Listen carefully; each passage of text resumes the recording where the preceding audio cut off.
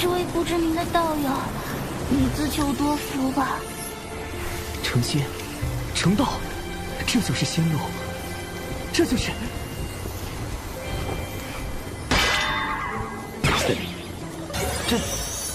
等会儿。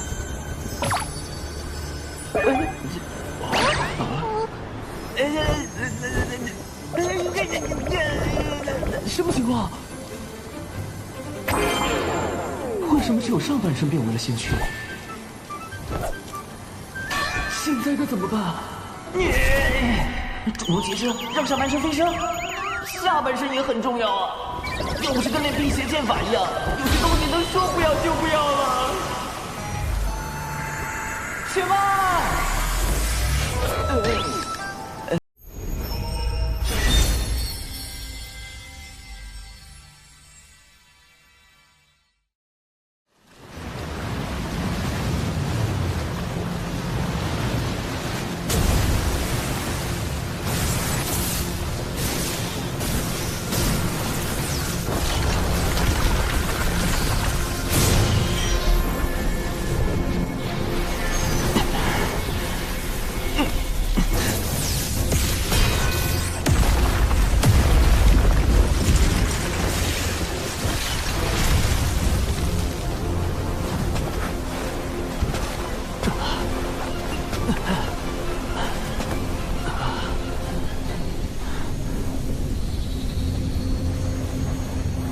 仿佛成了一个遥远的梦，短暂且美好。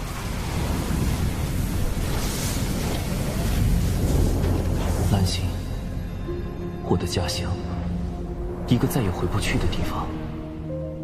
《封神演义》中，天道为完善自身，命道门三圣牵压封神榜，三教弟子因而卷入商周交替之乱，死伤无数。天道的完善必须以生灵涂炭为代价吗？多年来，我一直利用计算机集群技术，不断融合东西方哲学，试图探索出一条适合众生的新秩序。成功了！6年了，我终于做到了。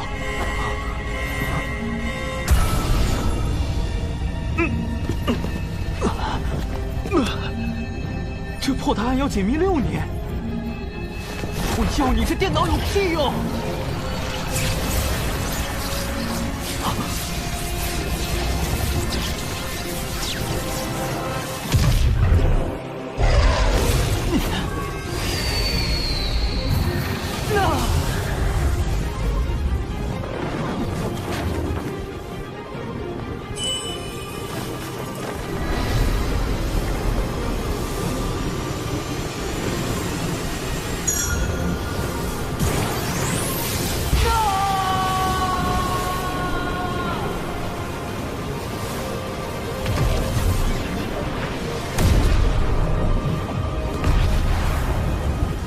这是我来到这个世界的第129年。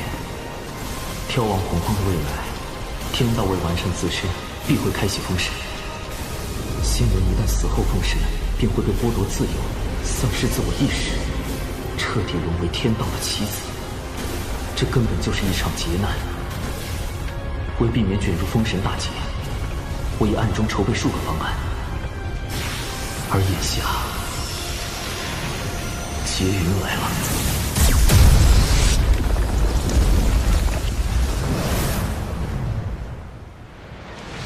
韩爵，此次随为师前往截教道场讲经布道，感觉如何？师傅，汉侄今天终于见识到了我教弟子众多，人与妖混杂，好热闹。不知和龙族的东海大会比起来，哪个更热闹？龙族向来骄傲自满，你可不许学他们。你天资聪颖，颇有悟性，为师相信，不久后你就会迎来成仙天劫。师傅，上次您夸赞的那位弟子已经殒命了。不夸了，不夸了。啊，有人渡劫！快，韩侄，这是观摩天劫的最佳时机。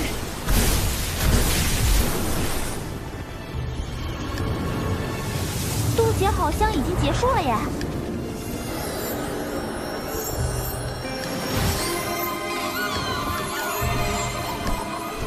我这是成功了。师傅，他要飞升了。这大门后便是仙路吧？不错，依我看，他潜力无限，马上就要飞升成为天仙了。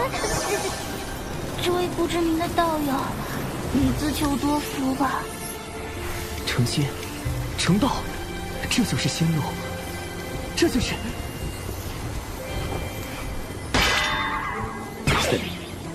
这，等会儿。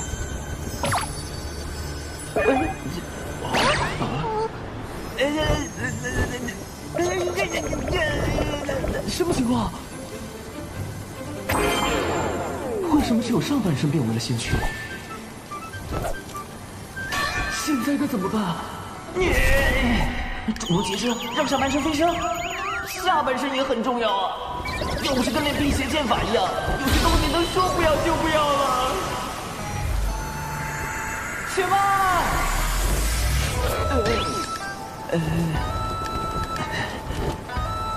莫非是天道错判我的实力，以至于没有降下足够强度的天雷，导致我如今只有半身仙躯的情况？等等，莫非……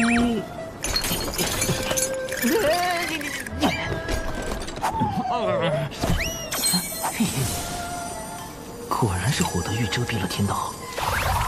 火德玉防推算，可以防止被动推算修为、来历。丢掉。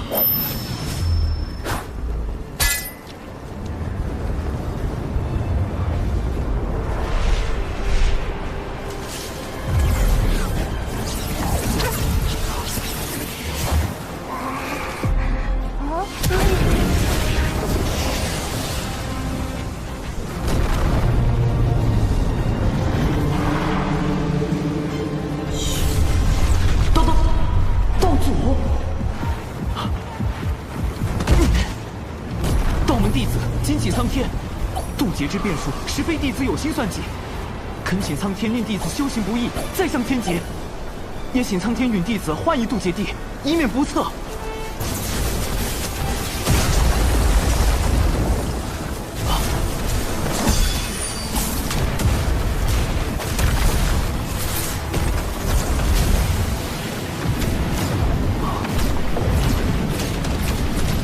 好在此前为防渡劫有人捣乱，特意多选了几处渡劫地。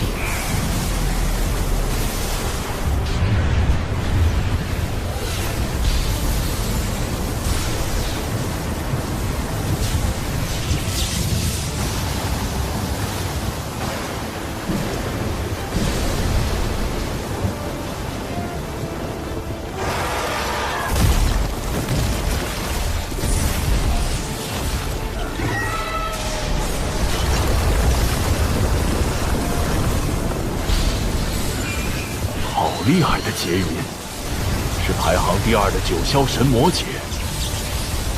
天道真是被我激怒了，麻烦大了。大野鸟龙，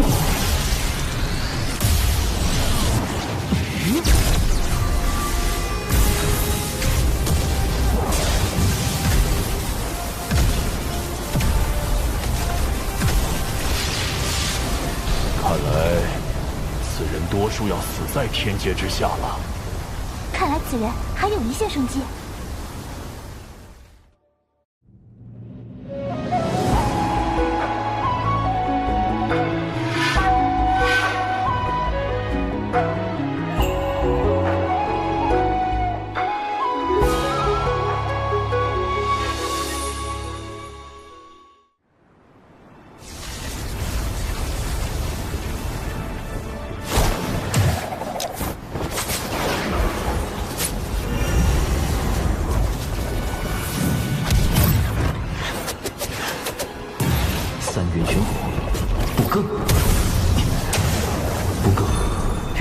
神农所传所形成的果子，可以形成某种阵势，以作抵挡。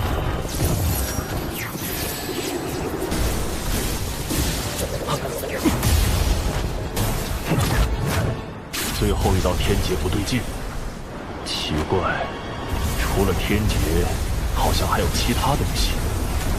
不急，在此地看看他能否撑过最后一道。理应是撑不过的。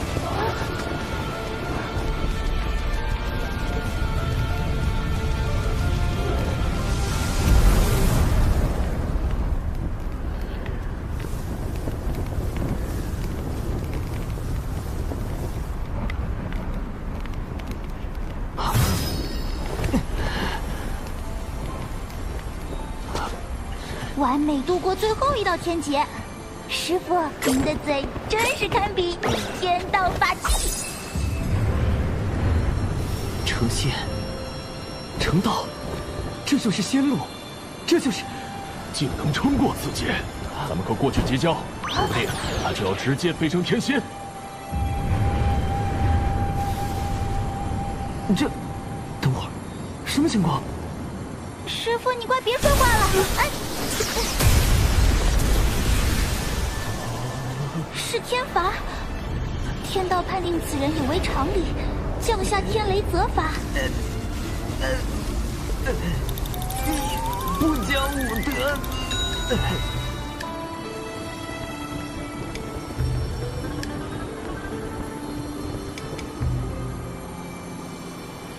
这3朵青莲道花，便是师傅您说的道门标识吧？3朵道花分别代表精气神，花瓣越多，则道基越圆满，潜力越大。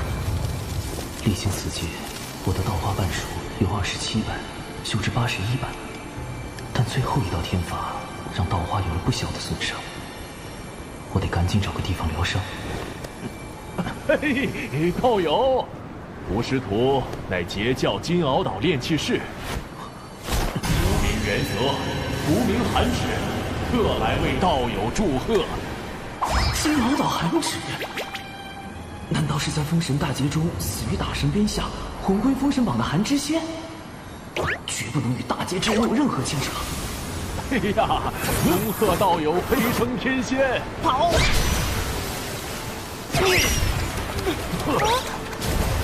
往后修行之路必定顺遂无比，还望道友入我截教。师傅，可惜，连道友的脸都没看着，就错过了。放过这位道友吧。仙路缥缈，世事无常，大道千载，终须自渡。万般因果，方显机缘。道花修复期间，不可随意移动。这渔夫倒是个绝佳的修炼场所。好大的鱼！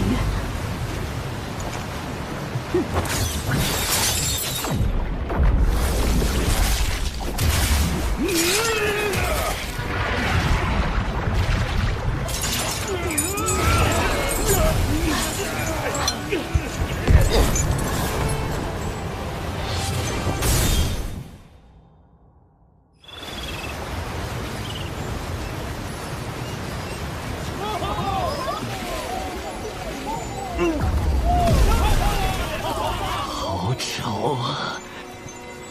为什么要打扰我？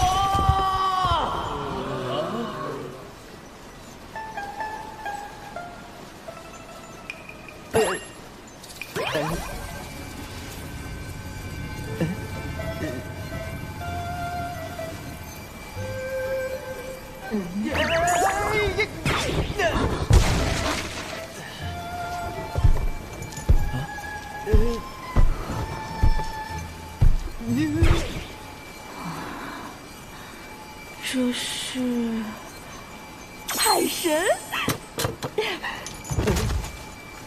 从鱼肚子里生出来的海神？海神！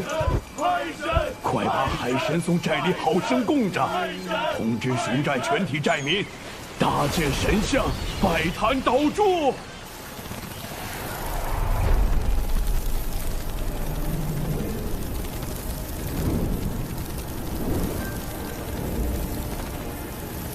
哪里来的海神，也敢和本女王大人抢地盘？女王大人，熊寨之事便交给属下吧。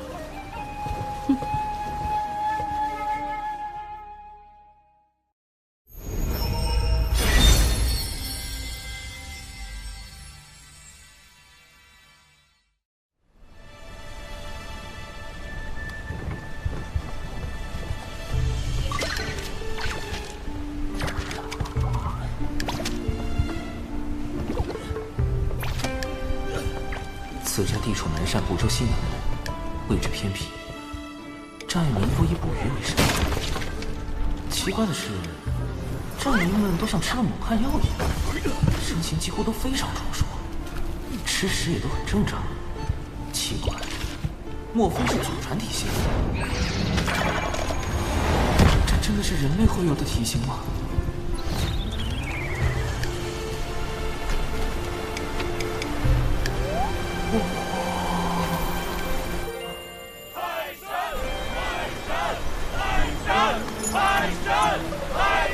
好大的石像，竟然真的被他们打起来了！我又不是真海神，只要一直假装不能动弹，也就不会有人再信海神那一套啊。海神像也就变成了废石像。我还是尽快修复青莲道花，早日离开此处。不愧是我从鱼肚子里剖出来的海神，闪闪亮亮，看上去就很灵。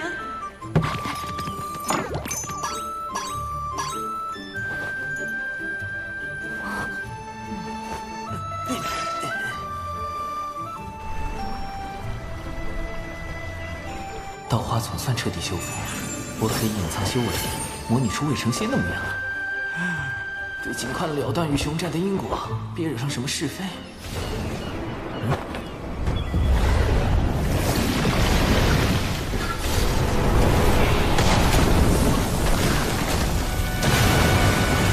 好重的妖气！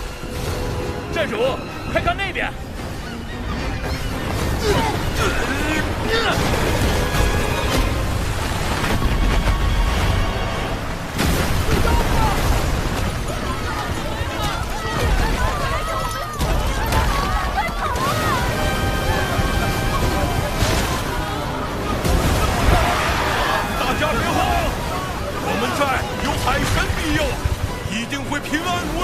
没错，海神会保护我们的。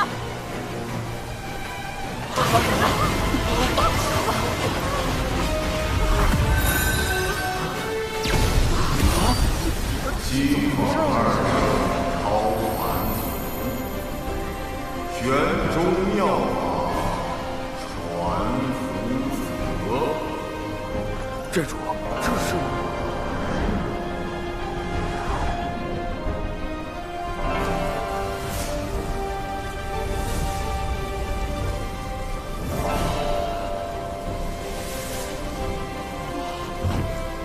快看，那些人是神仙啊！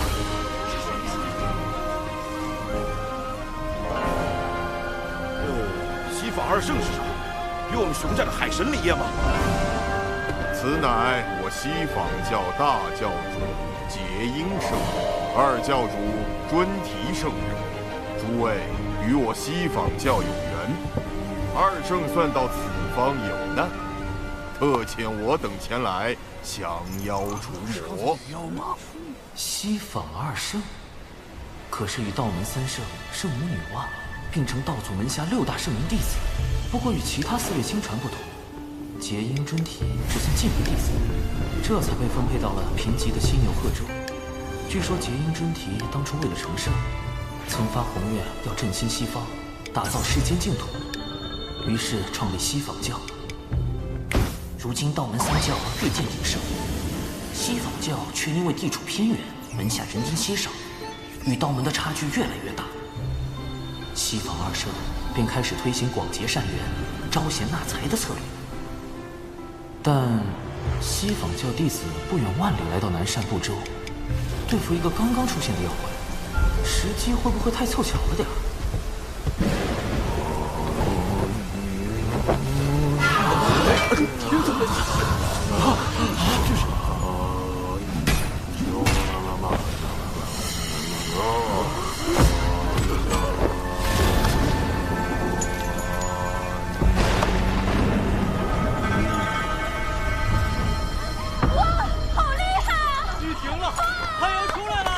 看来你们的海神不怎么灵啊，还得靠我等出手。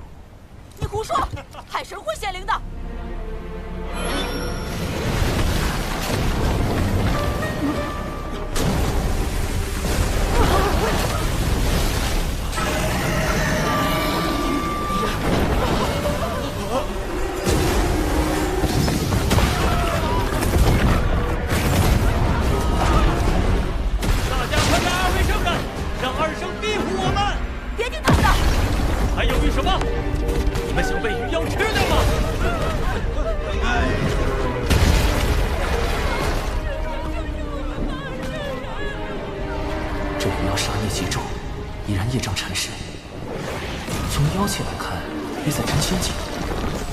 在那群西方教弟子之上，但他却只出招试探，哪里出了问题？摄神珠，摄取元神，让我看看你元神的记忆到底想来熊寨做什么。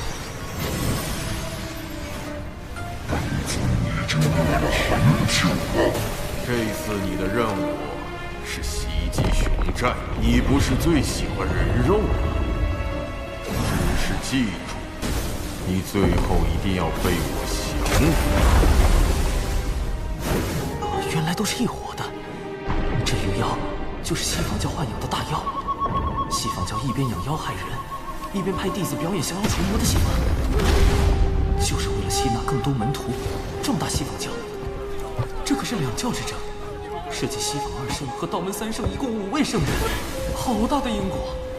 稳妥起见，我得赶紧溜，千万不要回头看。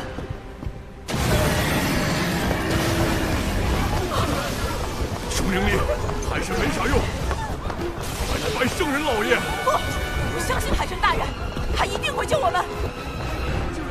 西方2圣，救救我们！救命啊！大人来了！救救我们！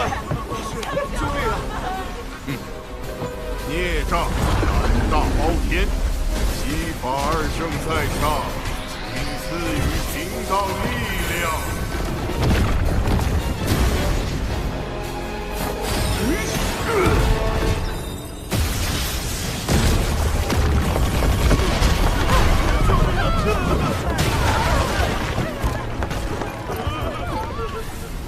文杰，我本来就不是海神，不应该掺和这些是非。是那个女孩太天真了，不是我的问题。二圣，救救我们吧！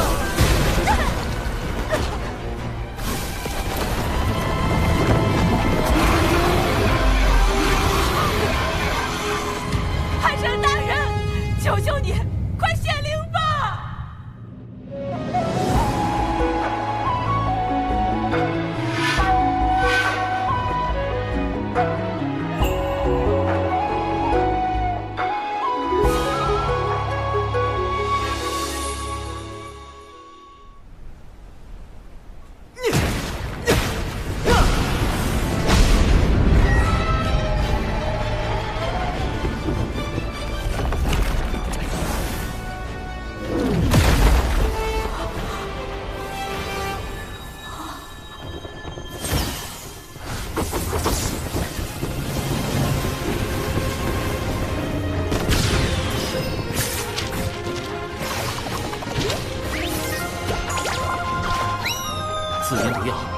吃鱼粉，灵感来自于知名童话故事《一颗极刀撒网》。嘿嘿。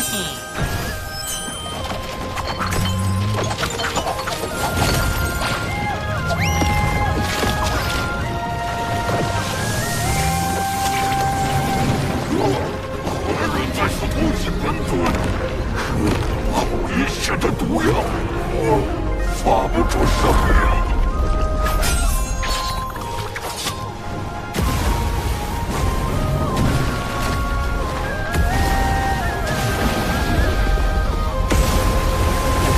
自研迷药升级版，注射型软身散，一针立马晕，2针双保险。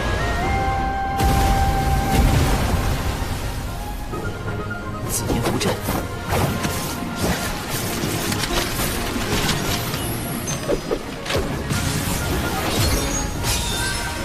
3元神火剑阵。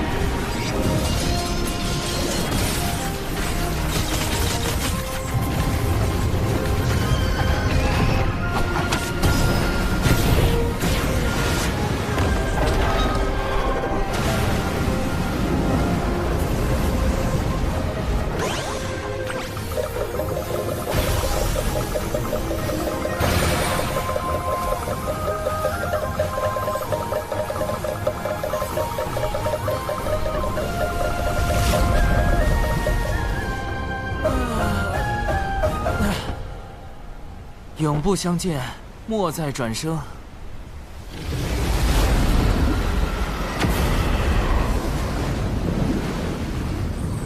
这个鱼妖找对了，演得太逼真了，下回还找他。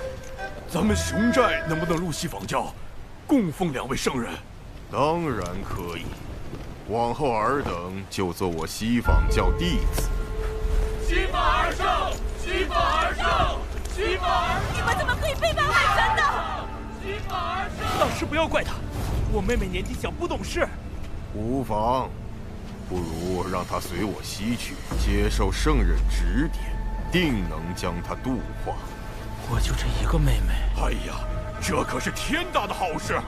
这么雄壮的小姑娘，鱼妖一定很爱吃。这哪是渡人往西，分明是送人归西。跟着他走，可就变成大妖们的口粮了。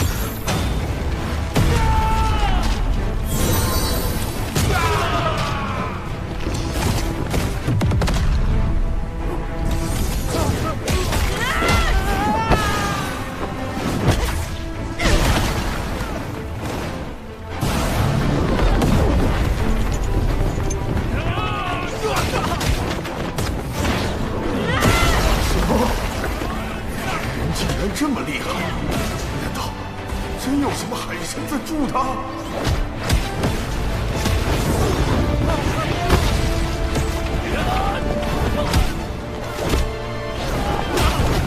我说过，我们寨的海神是最强、最灵的。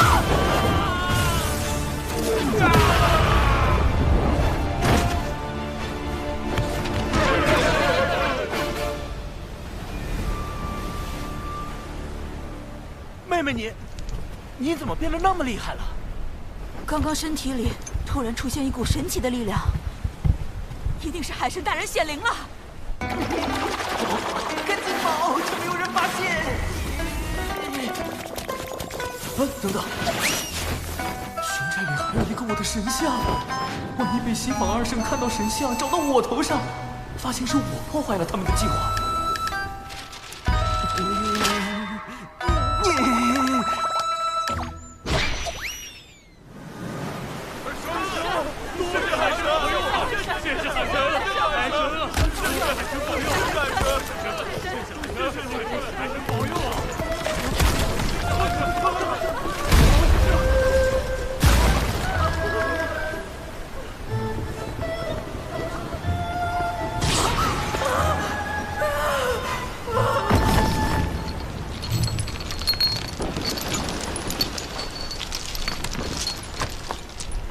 在下并非海神，特赐备下薄礼，以谢贵寨收留之恩。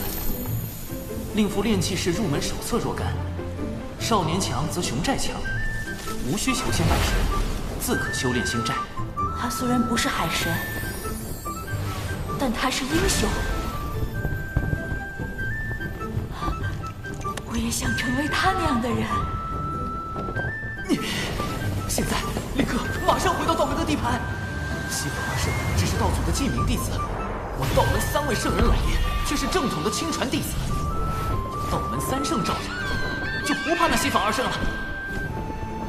能拜入道门回响渡仙门，真是一大幸事。昏皇太邪恶了，人心太复杂了，因果太害人了。以后还是得贯彻在小冲峰老死不外出的方针。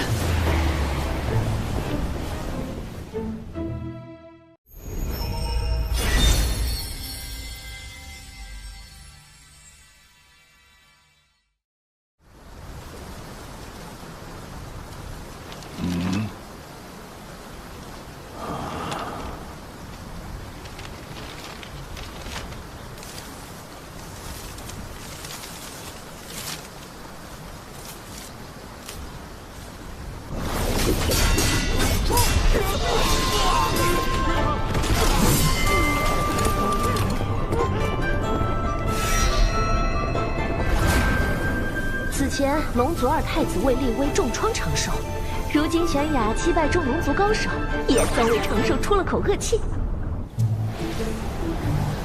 出来这几天，小冲应该没事吧？走前叮嘱师妹要好好休息。师傅刚成卓仙，应该也在闭关。师兄，你终于回来了！到底是谁布下了这连环困阵？究竟有何算计？啊，这字有些眼熟。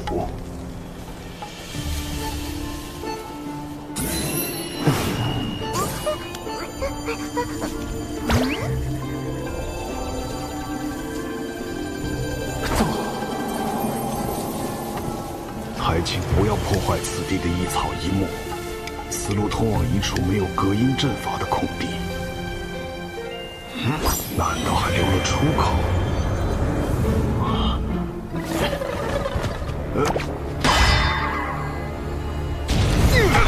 没化血可以不血，怎么控制不住就上头了？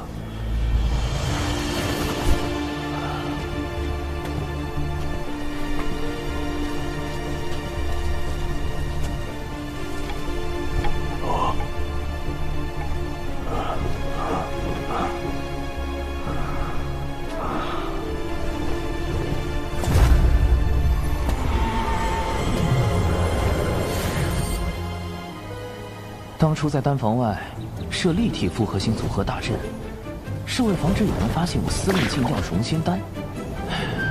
没想到把师傅给坑进去了。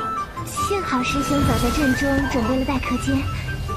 现在来说说师傅为何会在阵里吧。我发誓，我真的叮嘱过师傅不要靠近丹房，但他可能在想信的事，没听到。信？师傅在外根本没有朋友，连朋友都没有，师傅真的好惨心。心有落款吗？好像是晚江影。啊，师兄，你知道这个人吗？他是钱师伯，还是师傅青梅竹马的师姐。本来也许是我们的师母。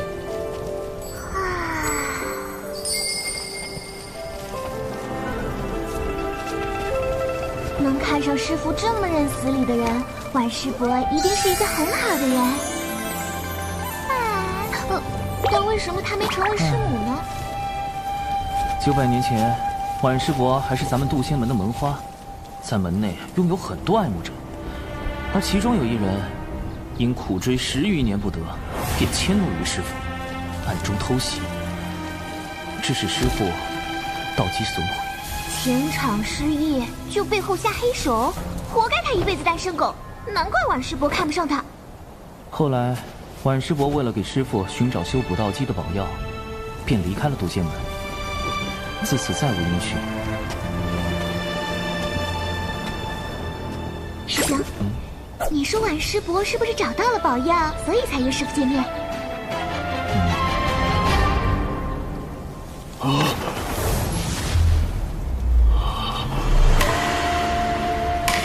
这阵是我设的，此计确实是我的，但我为何全无记忆？难道我所经历的都是假的？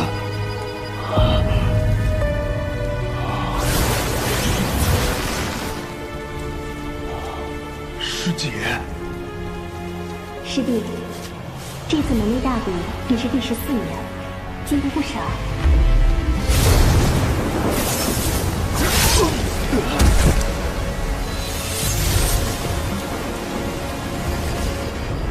师弟，你在门内好好养伤，我一定会为你找到修补道基的宝药。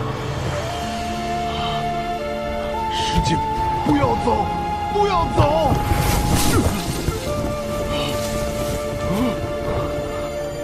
师傅这是道心失衡，生了魔障。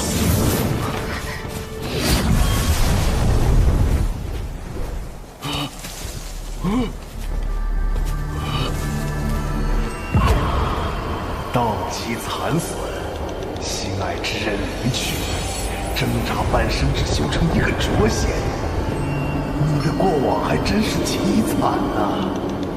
你是谁？你我是同一人，境遇却完全不同。我的过往里，这些都没有发生。我的道基没有毁，时间也没离开。没错，但世上只能有一个起源。你认为谁活着更好？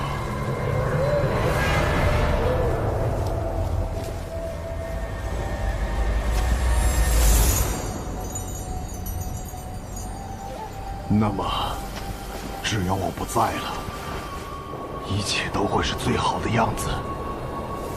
只要我不在，只要我不在，只要我不在，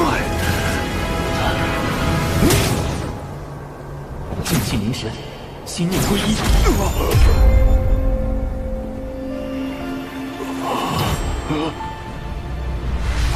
长寿，灵娥，为师好像见到师姐了。师傅果然是被一封信乱了道心，生出心魔。你们怎么进来了？朕呢？我师兄很不凡这件事，要告诉他吧。朕是弟子设计的，但弟子就是用来防贼而已。防贼？小冲锋穷的叮当响，哪来的贼？我敢救你一贼不肥佬！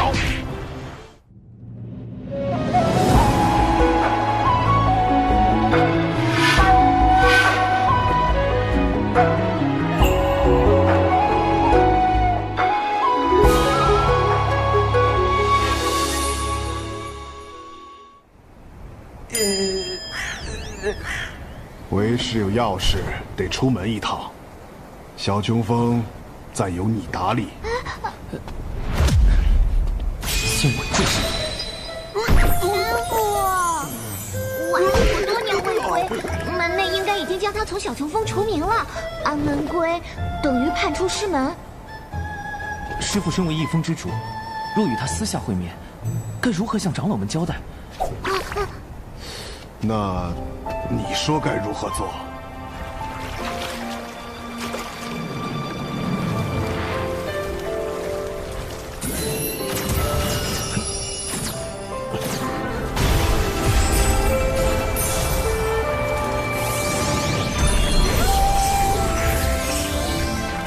师父，隔绝大阵已开，不会有人打扰您给婉师伯写信。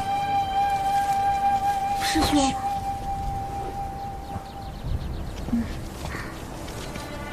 师兄，你真要去给师父送信啊？万一……最坏的可能就是婉师伯已经遇害，这封信是有人要引师父外出，除掉的。啊！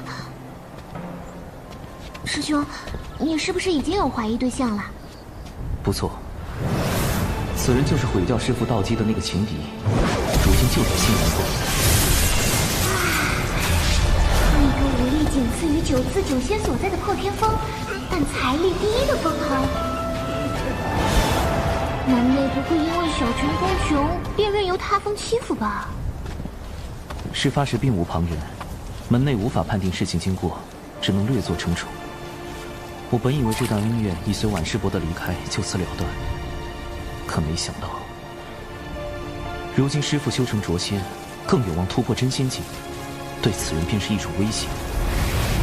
如果幸的是真的是有人在背后算计，那么他的嫌疑最大。师兄，这人是仙灵峰峰主的弟子快思。原来是他，他不是已经修到真仙境巅峰了吗？师父却因为他苦修900年才成浊仙，还险些惨死在天劫下。我会盯紧此人，一旦发现此事与他有关，那么我会连同当年的恩怨一并清算。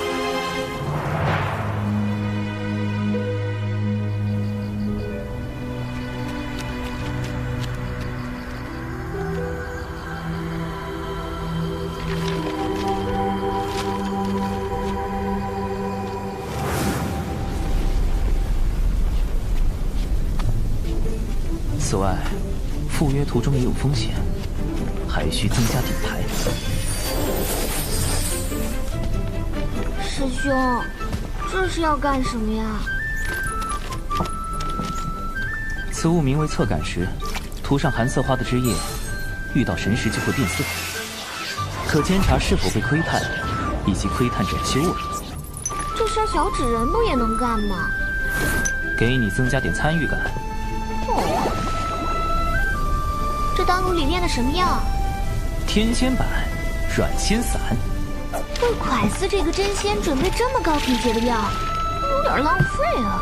真仙境距天仙境虽远，但万一人家是个隐藏大宝。再者，仙灵峰善炼器，若蒯斯有厉害法宝，一刀下去999。稳妥考虑，还是按天仙境应对，有备无患。这段时间你就和师父闭关不出。温师兄实在太稳健了。可对方若见赴约的是你，改变计划呢？所以，我绝对不能露出破绽。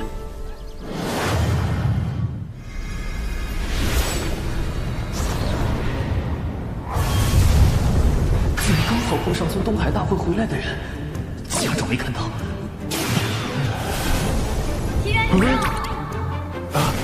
99师妹，你们这么快就从龙宫回来了？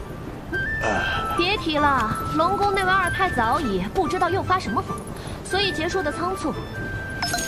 不过我师父说，这次长寿对战敖乙有大功劳，我就趁机要了些法术点击给小琼峰。师兄，你不用太感动啊，回头吩咐长寿陪我喝酒，喝到我满意就行了。这闪避动作这么丝滑，小兽兽是身体有病碰不得，你这老头还守身如玉了。多谢99师妹关心，但长寿实力低微，目前还用不到太高级的修炼典籍。我已经在龙宫大出风头了，要是再少些东西，我不就成门内最亮眼的仔了吗？就算不为长寿，齐恩师兄刚升谪仙，也很需要典籍巩固修为吧？99师妹的好意，师兄心领了。贫道正准备去南州历练，稳扎稳打，提升修为。啊，这风格改变的这么突然。齐元师兄900年来不是一向闭关修行吗？齐元师叔，此次长寿师兄舍命护我渡仙门颜面，玄雅钦佩不已。不知他伤势如何？目前已无大碍，劳玄雅师侄记挂。倒是你这一身伤。玄雅在擂台上把龙宫弟子揍了个遍，给长寿报了仇。报仇？有时你也太冲动了，总要低调啊！龙宫不会把这个账算我头上吧？玄雅师侄如此顾念同门之义，贫道很是欣慰。是谁在生气？西元师兄这是不开心了，怎么脸这么狰狞？长寿师兄高风亮节，至仁至善，乃我辈之楷模。能与他相交，是玄雅之幸。别夸了，让我走吧。九九师妹，你们一路奔波，还是先回山安顿，咱们就此别过。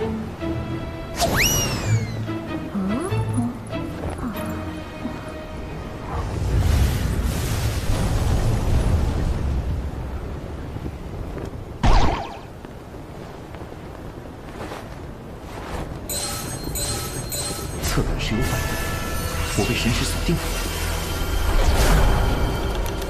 竟然有人愿意花那么多灵石买这个诛仙的秘籍，倒还真是一笔划算的生意。待他抵达南州灵东城，我们便立即下手。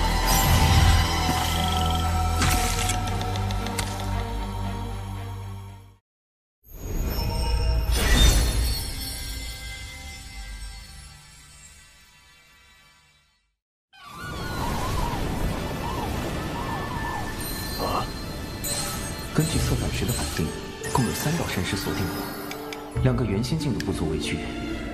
不过真仙境的这位，如果隐藏了修为，就可能是真仙境巅峰，甚至更高。信息太少，暂时无法确定跟踪之人。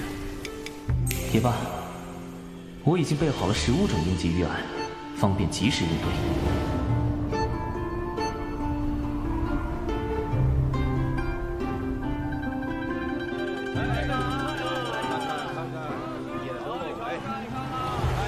这就是信中约定的见面地点。南州不愧是人族气运汇聚之所，都开始追求精神需求了。不过，神识锁定解除，这就现身了，我还什么都没做呢。依然是弟。九五，师兄，怎么是这个老狐狸？他跟着我，不，跟着师傅做什么？而且那2个元仙境的也消失了，这又是怎么回事？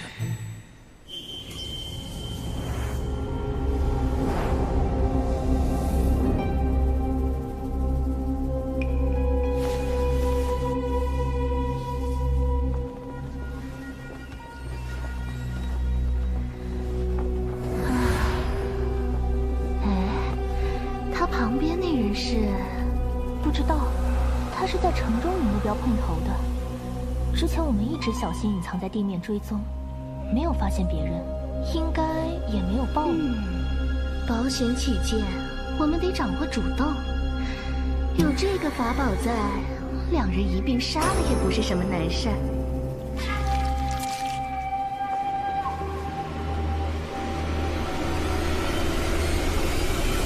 师兄，你怎么会在这里？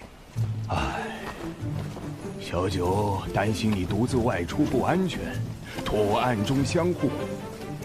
想不到，师弟，你向来洁身自好，怎么升仙后突然性情大变，往红尘俗世里钻呢？九无师徒暗中相护也是好心，如果他跟踪的不是我李长寿的话，危险！他对师傅十分了解，只要是露出过错，一般都藏不住了。怒火之年也会被惊动的。师兄，你误会我了。吾辈炼气士一心求道，岂会恋慕俗世污浊？我停在这里，是另有原因。什么原因？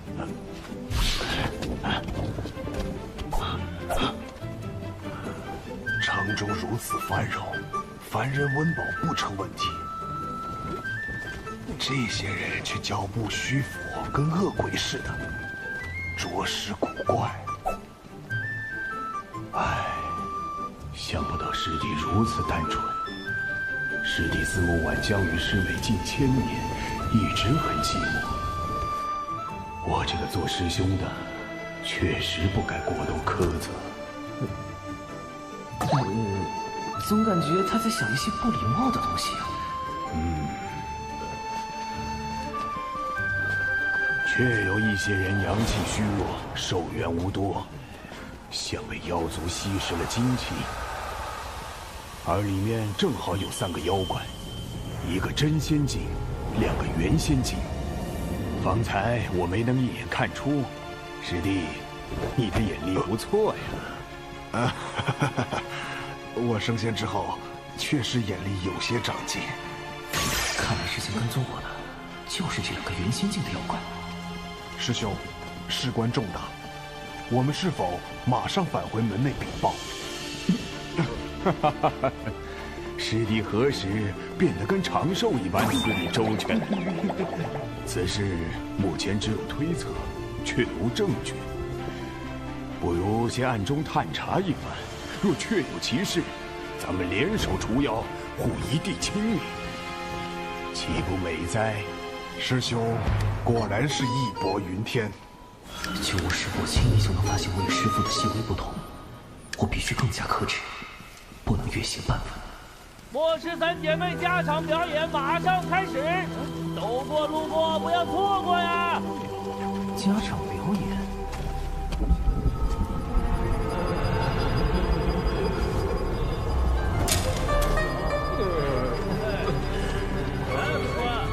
看看这个，新鲜的。幕后之人为了引师父入局，真是煞费苦心。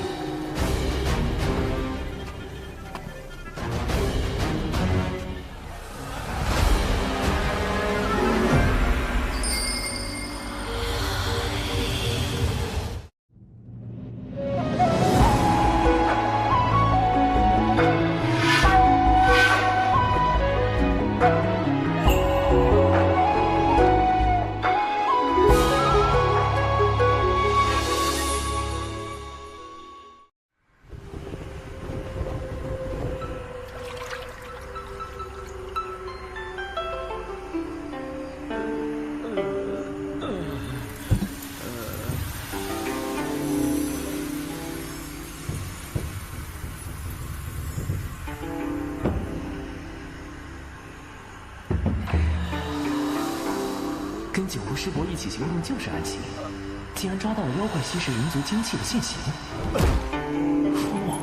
话说这么熟练，他们到底吸食了多少精气啊？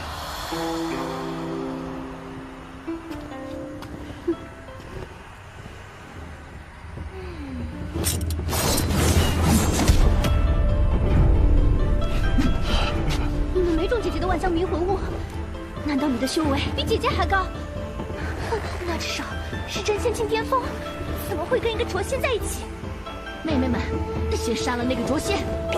师弟，保护好这些凡人。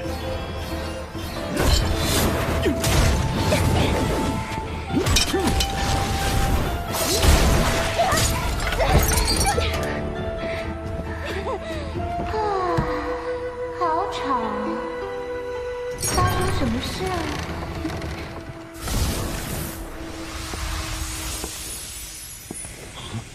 竟然还有一个妖怪，难道他有什么隐藏妖气和修为的法宝？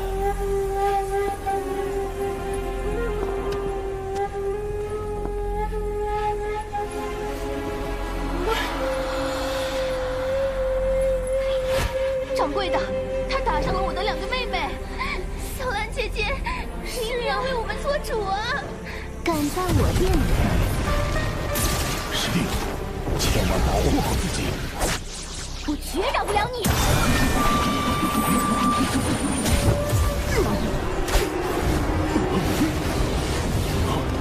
九无师伯应付得了吗？不对，现在好像我比较危险。该死，离得这么近，我要是使出浊仙以上的能力，肯定会被九无师伯发现端倪。也就是说，要用师傅的人设跟3个妖怪对战。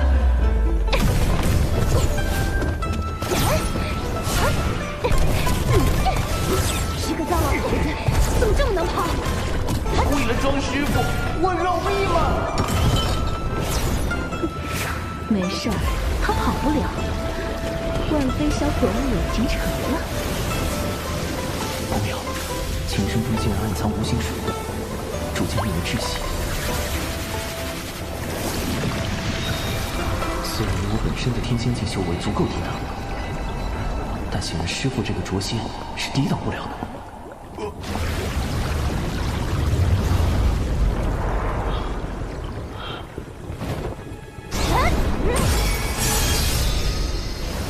九师傅，你怎么还不回来？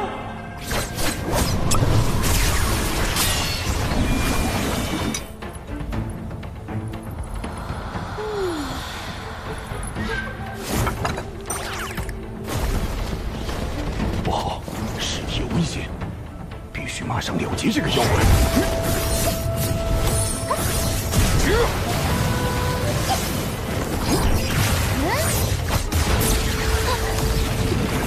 别以为我拿你没办法。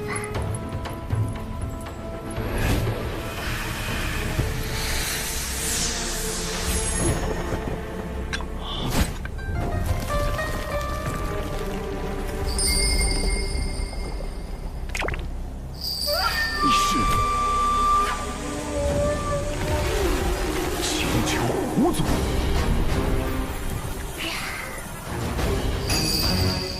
这下可麻烦了。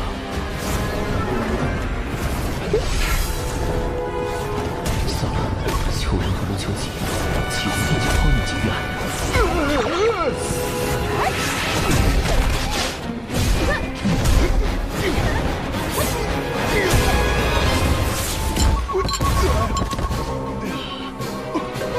没用的，这万飞销魂物以我的法力驱动，凭你区区一个捉仙，根本不可能破解。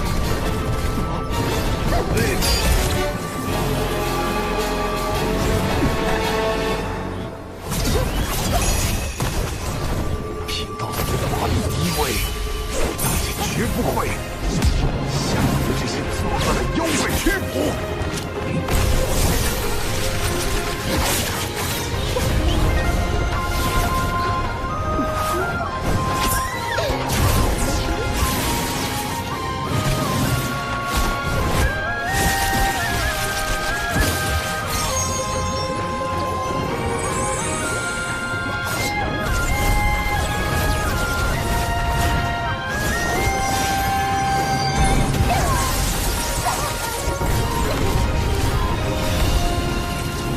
纸人1号、2号、3号，出动！4人扶正，进虎迷宫。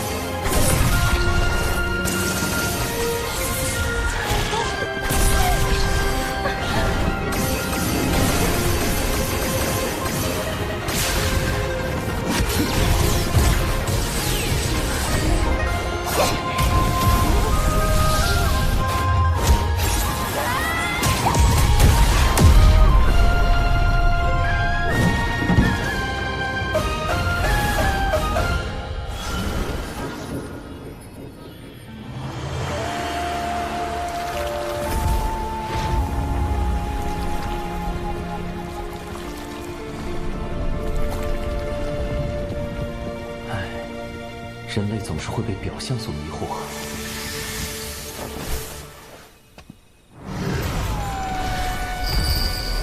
青丘狐族蒙圣母女娲硬币，素来与人为善，为何你却自甘堕落，干起了吸食人族精气的勾当？要你管！束手就擒吧。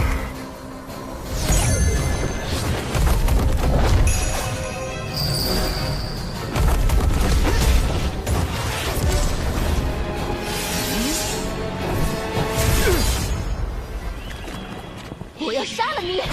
妹妹们，把力量借给我！又来了！万毒噬魂物！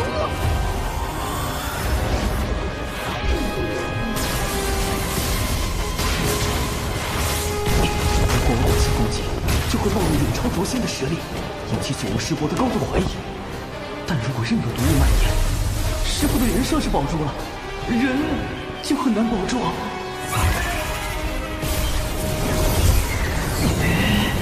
不能，千万不能打！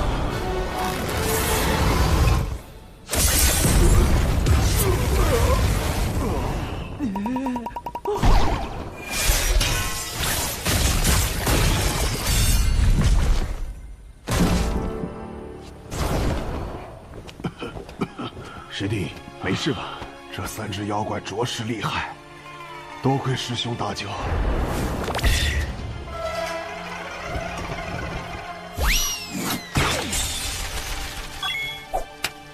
师弟太谦虚了，没想到你竟能和3只妖怪纠缠到这种程度。出门前，长寿给了我许多符箓防身。原来如此。长寿师侄那么多鬼主意，别说原仙遭不住，真仙栽跟头。待他成仙，怕是连天仙都敢算计。师傅的一身幽灵，我忍了。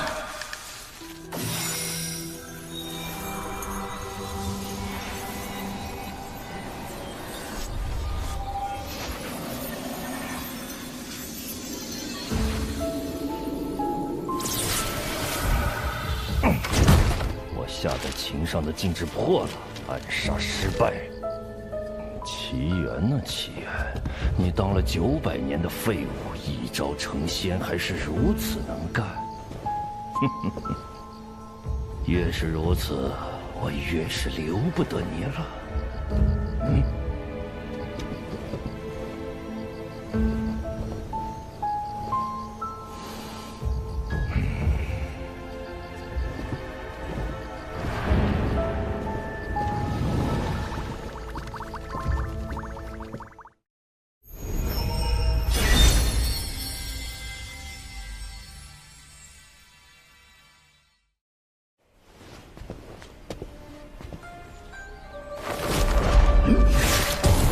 综合小指有一件事，基本可以确定快思就是幕后真凶。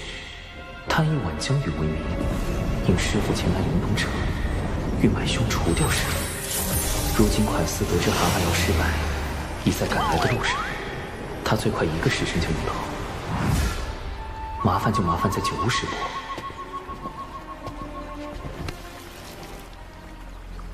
蛤蟆妖身上的业障真多。这狐妖隶属的青丘狐族，与人族圣母女娲颇有渊源，不太好办。先想办法引开九无师伯。不如等他醒后再拷问。附近有个偏僻海边，正合适。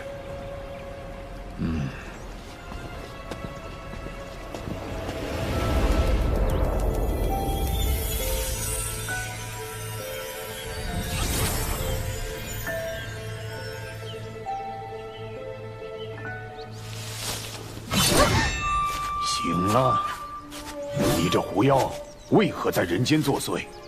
与那蛤蟆妖又有什么关联？奴家，您幻想来。好厉害的媚术！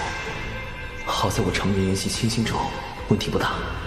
九无师伯应该也……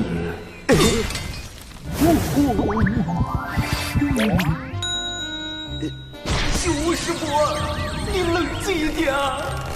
师伯，对不住了。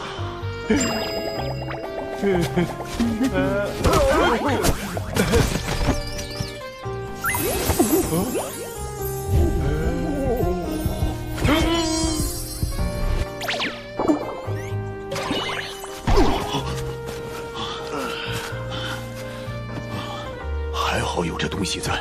这是长寿化的白眉老后符，炼气时修道静心，抵抗媚术，必备良品。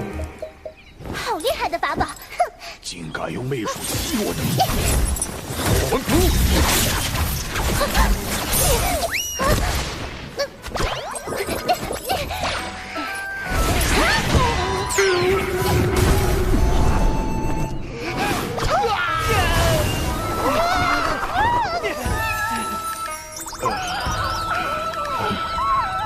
趁此时。哎呦！师弟，你怎么了？师兄，我先少前往此等场所，刚被蛤蟆妖击伤，又遭遇狐妖媚术，似乎产生了心魔。师父，你千万别怪我。赶紧休息调养一下。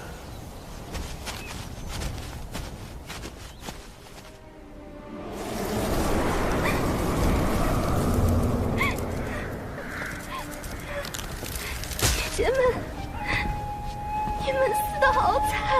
说，那个卓仙是怎么杀死你姐姐的？他有什么特别手段？姐姐们已经死了，告诉你这些又有什么意义？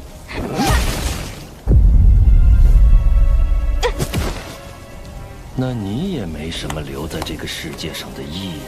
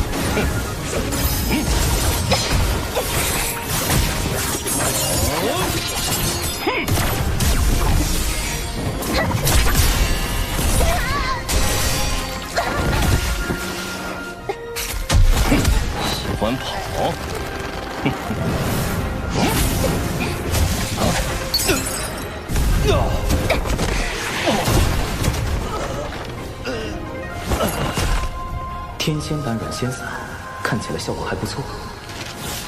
稳妥起见，总归要确认一下，杀错人可就不好了。还是进行一下搜魂吧。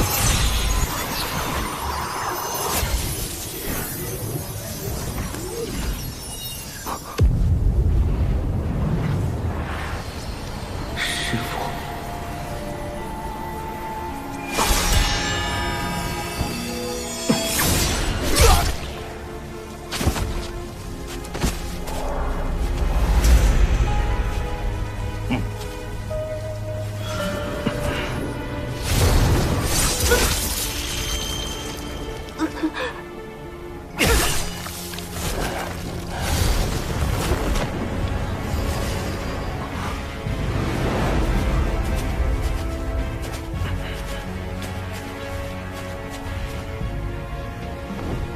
果然，快似买通蛤蟆妖，欲在此地杀死师父。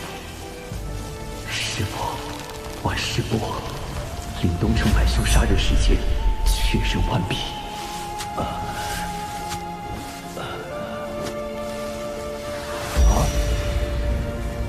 你是什么东西？你沦丧了良心！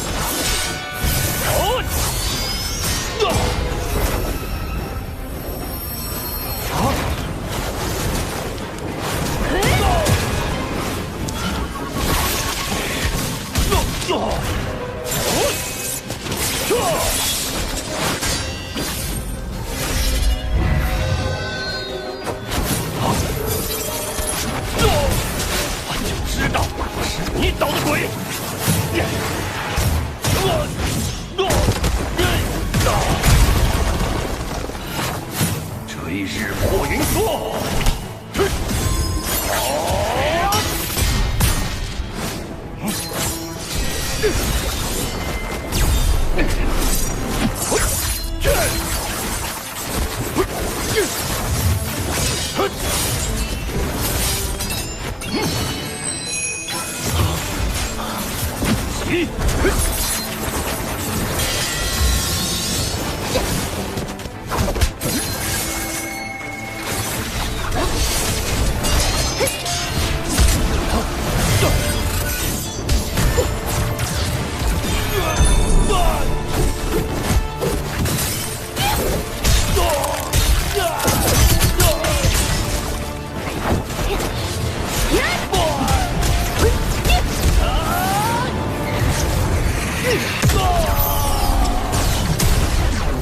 快死不愧为奇效，这是破云梭，竟还能变换多种攻击形式，学习了。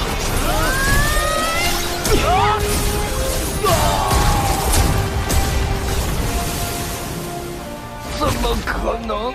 你不是捉仙，你是真仙。错，我是天仙。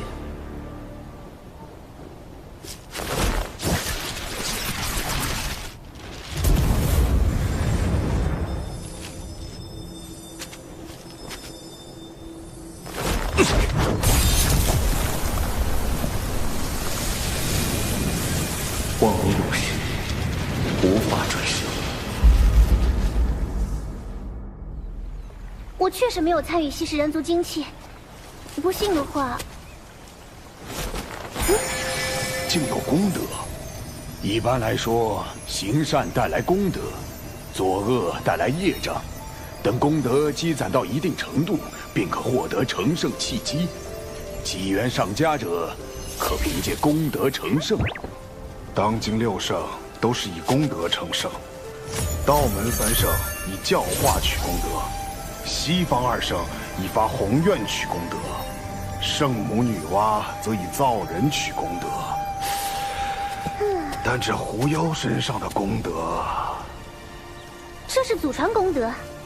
我族祖先曾在巫妖大战期间救过人族，因此获得功德传至我辈。你们若杀了我，我身上的功德便会转化为你们身上的业障。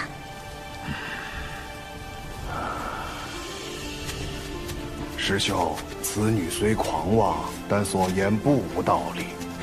只有将她带回门内发落了。我出来的太急，没带能收束活物的宝囊。啊，我带了。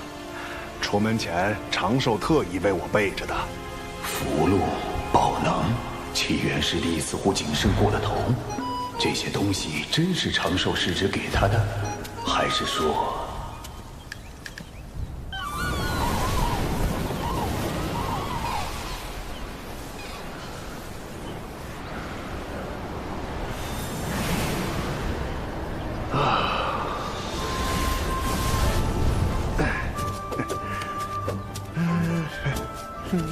师弟。不知长寿师侄最近在干什么？师兄啊，你怎么来了？长寿啊，应是在修炼吧？他为什么突然问起我？正好，我来这里坐坐。师兄不去到赏罚殿吗？小兰之事仍需门内定夺。麻烦了，一定是这老狐狸发现了什么。稍后我自会跑一趟。怎么，小琼峰不欢迎我？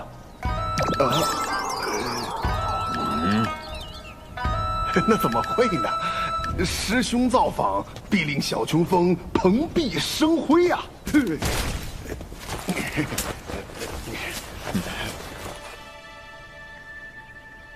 天亮，请睁眼。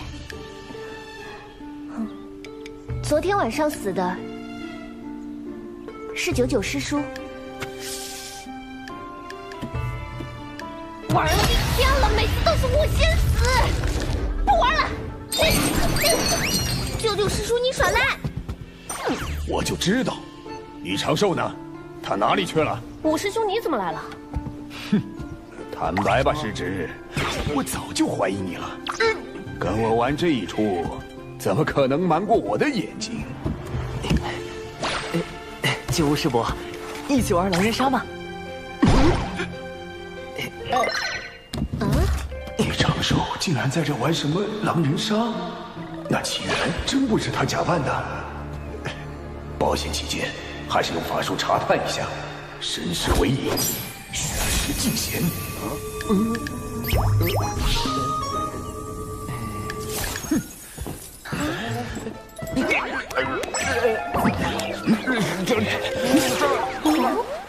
你吃了。真是我想多了。哎呀，既然你们在这玩游戏，那我就不打扰了。这就走了？九无师伯，好险，还好我身上有火的预防查探，否则方才直接被九无师伯看穿了纸人化身。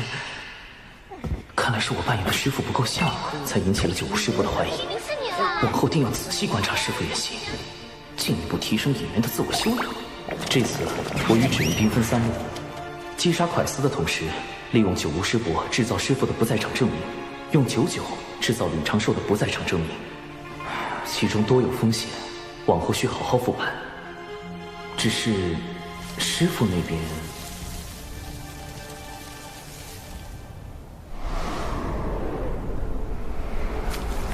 西元那个废物，为什么值得你花那么多心思？我到底哪里比不上他？你这样心思歹毒的人，也配和七元师弟相提并论？也配和七元师弟相提并论？既然如此，你就别怪我心狠了。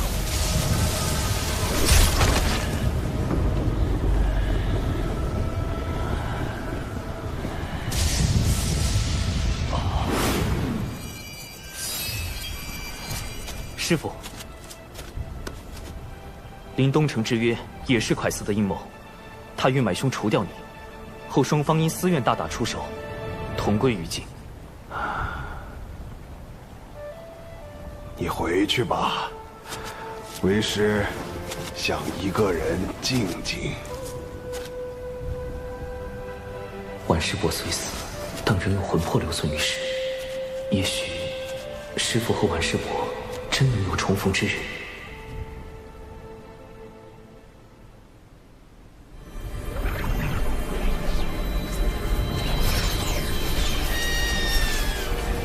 贫道代表金鳌岛来访，与贵门论道切磋，此为拜帖。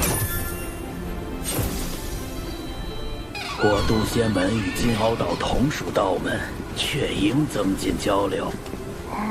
看来这一次又要挑选优秀弟子与金鳌岛切磋了，不如……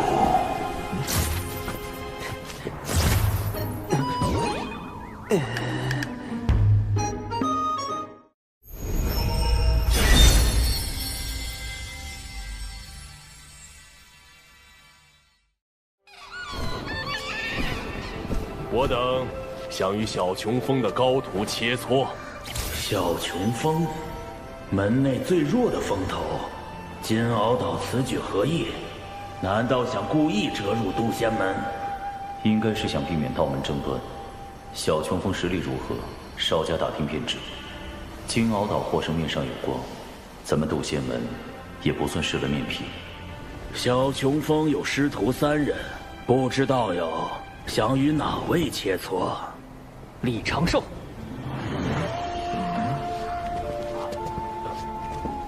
敖乙，他拜入了金鳌岛。龙族一向傲慢，如何会与道门为伍？为了打败蓝衣老道，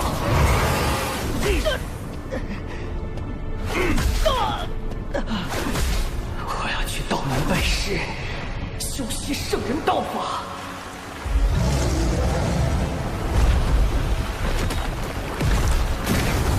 为了重整龙族，我要扬名四海，引领族中弟子拜入道门。扬名计划第1步，洗清龙宫一战的污点。回众女上人，我师兄李长寿修行遇到瓶颈，必死关了。还好准备了避敌计划。着实不巧，敖乙太子不如另择一位弟子切磋。友情悬崖，愿向敖乙太子请教。你是小琼峰弟子吗？不是。那便不行。师兄，我是为了你才不稳健的，不许罚我抄说。小琼峰弟子兰陵娥，愿向敖乙太子请教。我的对手非长寿道友不可，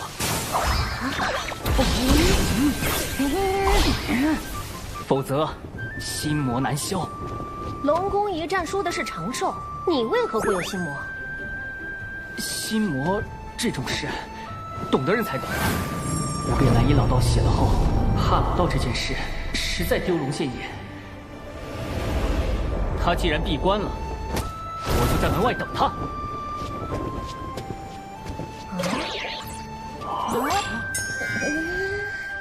这小龙做事这么绝，都开始堵门了。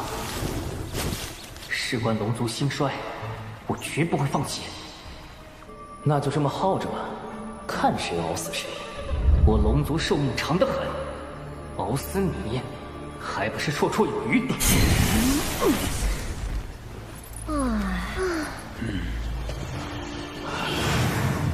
他俩这是要熬死我呀！实在不行，只能唤醒长寿了。哎，启元师弟，你与蛤蟆妖一战后，伤势如何呀？蛤蟆妖？难道是长寿说的快死顾兄杀我那个？好多了，老九吴师兄记挂。还好对过口供。敖乙一直赖在小琼峰也不是个事儿，要不夜里偷偷砸晕丢出去。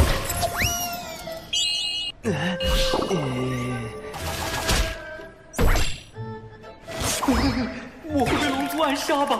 小妖精，赶紧出关，调整2层伪装。哼哼。既然突破瓶颈了，便出来吧。敖乙又来找你切磋了。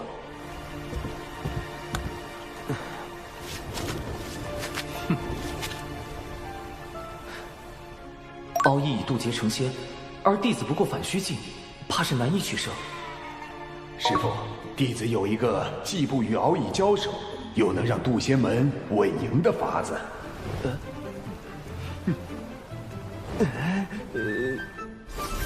阵法切磋，倒也可行。九你也太毒了吧！这阵你都破不了，还让敖乙破？唉，师兄，你这次稳健不起来，要露馅儿了。长寿师兄，没想到你不仅上炼丹，竟还精通阵法。长寿，你那破阵我进去就晕，敖乙肯定闯不过。长寿，此战过后，你定能得到门内重视。快和为师谢过九乌师兄，举手之劳，不用谢。谢你个鬼呀！苍天啊，把这坑神带走吧！只要在不强行冲破阵基的情况下走出这座大阵，便算敖乙太子获胜。请。只能随机应变了。此阵将是我扬名四海的第一个垫脚石。敖乙师弟，这阵法看着并不玄妙，一定困不住你。为兄等着为你庆功。敖乙师叔，自求多福吧。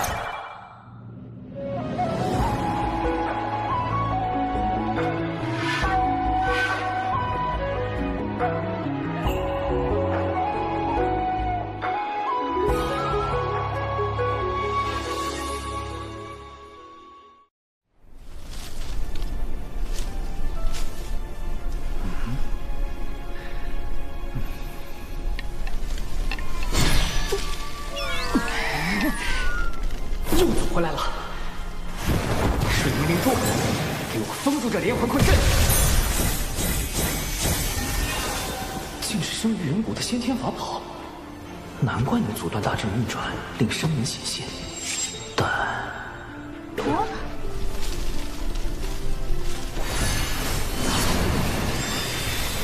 冰离剑，给我斩了这方寸之地！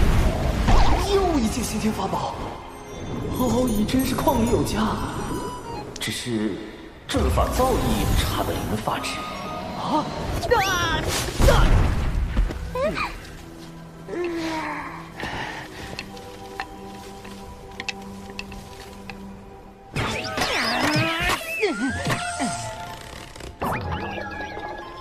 我龙族在阵法之道有这么不堪了吗？此阵颇为玄妙，想当初我也险些出不来。酒窝师伯说笑了，这就是最普通的迷阵。师傅，敖乙师叔入岛尚短，所学有限，弟子们倒是学过些阵法之道，想去试试。为师相信你们一定能破阵。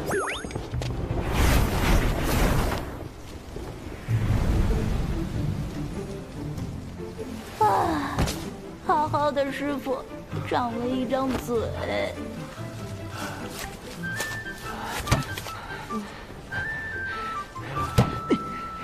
我定能破此阵。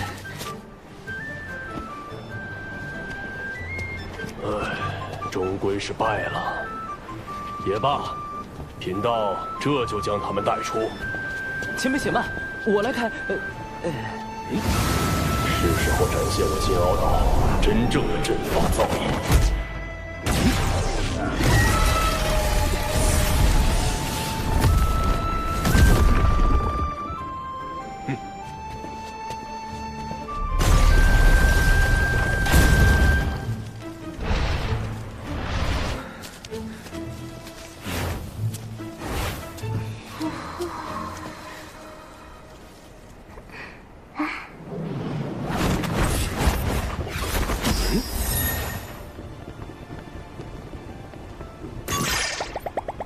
我居然也迷路了，不能被看出来。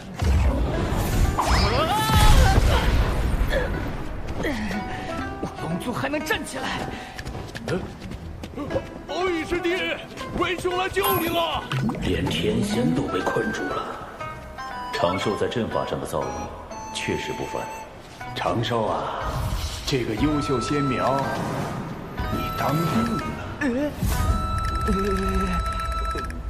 谁爱当谁当，不要给我！金鳌岛也不过如此嘛。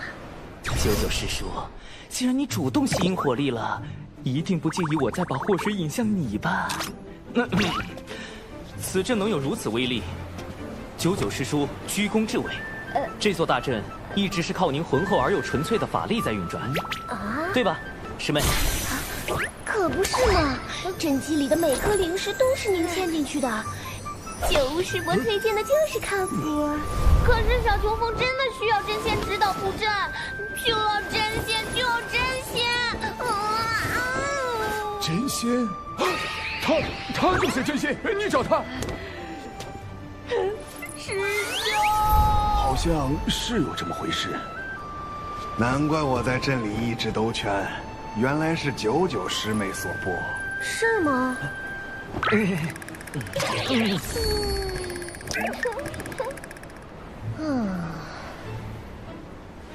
我也没想到自己这么厉害，这大概就是天赋吧。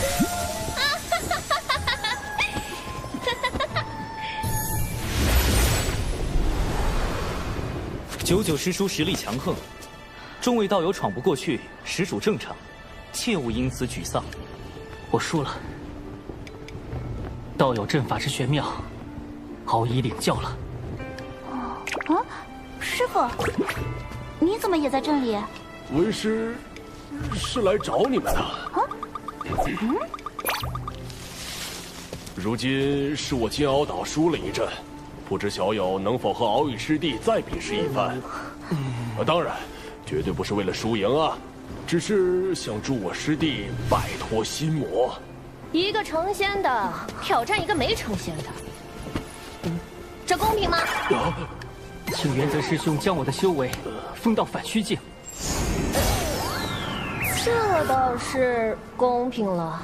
那便再切磋一次吧，莫要让人觉得咱们渡仙门拒战。这熟悉的剧情走向，弟子遵命。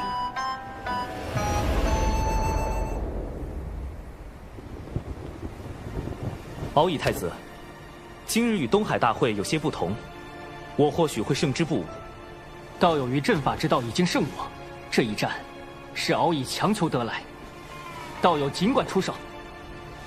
为了渡仙门的面皮，此战必须赢，但如何赢才是重点。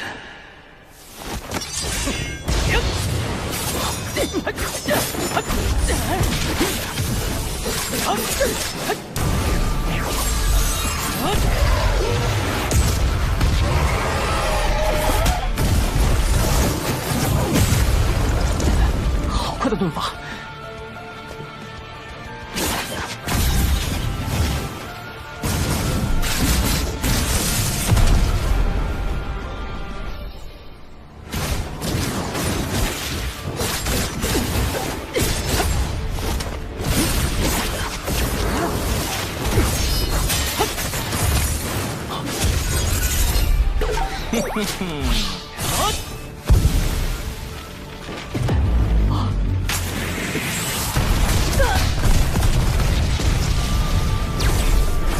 原来胜之不武，指的是避开正面交手。既如此，我便逼你现身。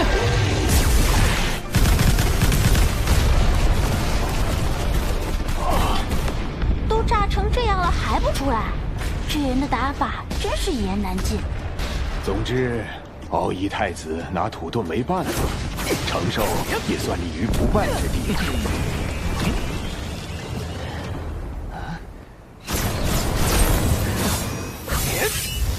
用盾法避开正面战斗，就算获胜，旁人也觉得是取巧。师兄够稳。伏火破不开他的心墙，得换点尖锐的法器。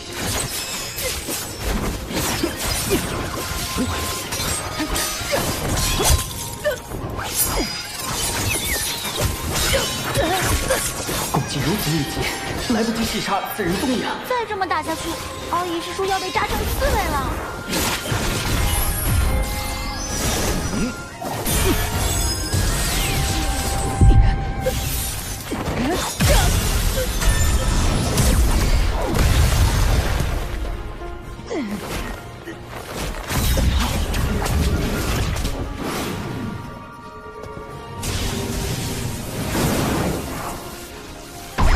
这是什么法器？一棒砸下去还能转气吗？敖乙师叔本来就不高。师们，我们认输。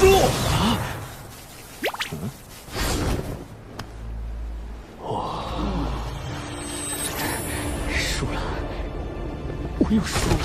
多有得罪，这次可否算作平局？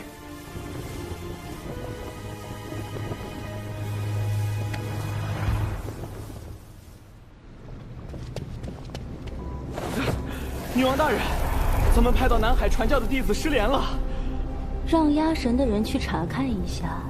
另外，道门可有异动？听闻金鳌岛正在渡仙门论道切磋，倒是个挑拨道门关系的好机会。渡仙门。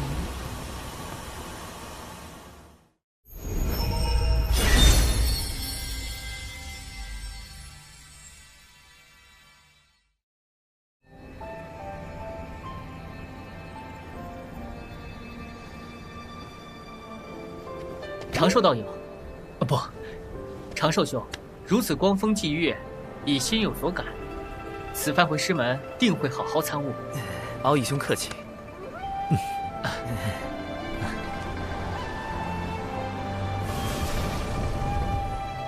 叨扰数日，贫道这就回去了。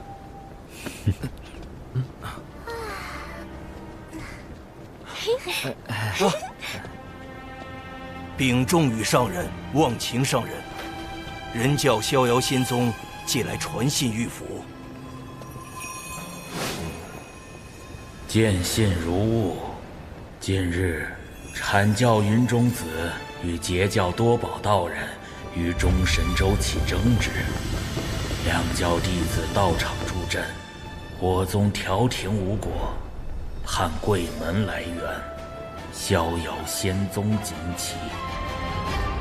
人、阐、截三教同属道门，阐教和截教多年来纷争不断，都是咱们人教在调停。我们确实该应下逍遥仙宗的邀请，前往平息此事。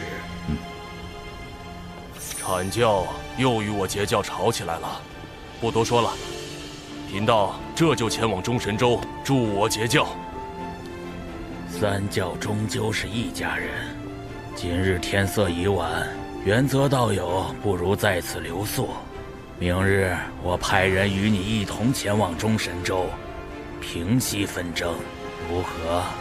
这也好。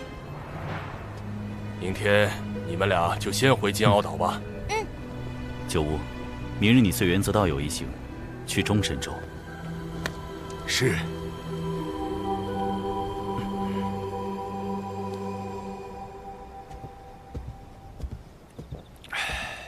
师伯，这是万凌云长老炼制的腐仙灵魂丹，可用以防身。用时需闭气，以防自伤。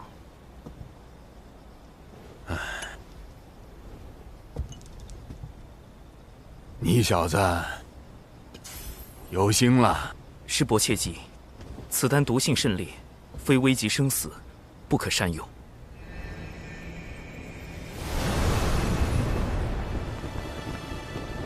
师兄，阐教和截教吵架究竟是怎么回事？门内那么急着派人去劝架。这次冲突的主角，阐教的云中子和截教的多宝道人，听说他们都喜欢法宝，只不过云中子喜欢仿造赝品，而多宝道人则喜欢收藏真品。也许是因为法宝，二人吵了起来。那法宝是假的，你的法宝才是假的。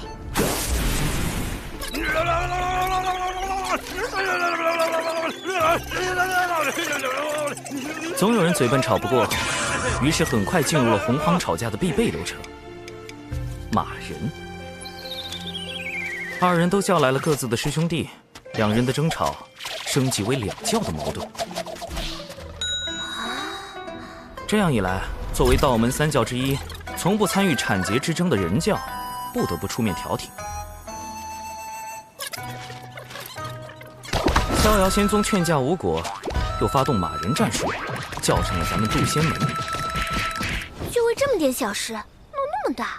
阐劫两教的矛盾由来已久，甚至要追溯到两教圣人立教之时。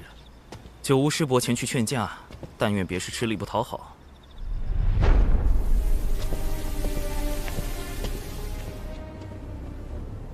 回女王大人，渡仙门和金鳌岛派人一同前往中神州，为阐劫两教劝架。阐劫两教的矛盾，或许可以升级为人、阐、劫三教的矛盾。属下明白了。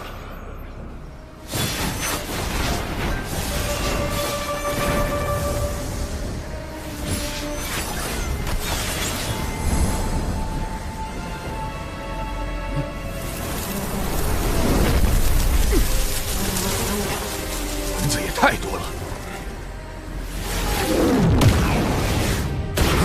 有埋伏，是隔绝法阵，趁法阵还没彻底结成，冲出去！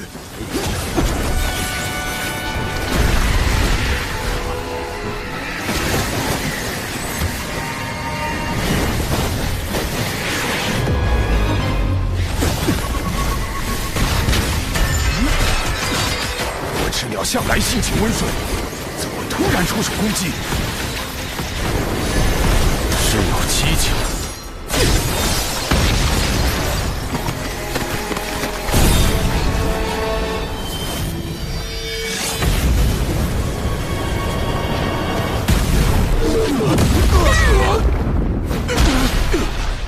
我赤鸟来势汹汹，带头那只的实力将逼近天仙境巅峰。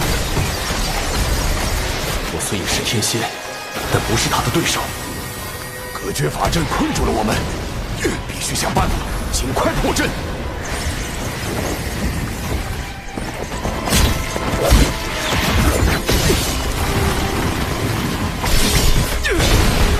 震雷离火，天使造化，摩天扬雷，起！天光熠熠，黑影如梭，万影剑阵，去！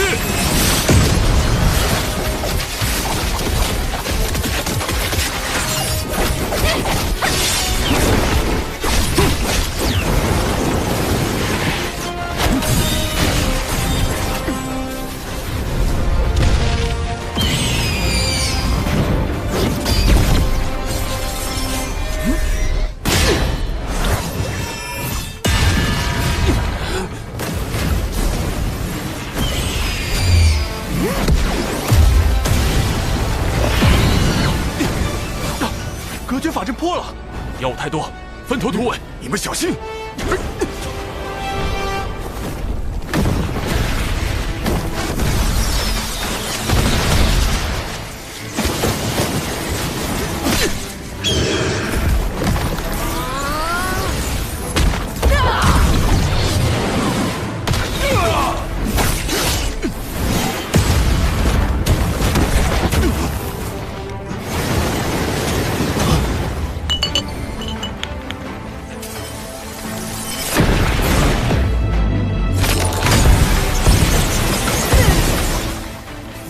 丹阳四品禁制被破，九无师伯出事了。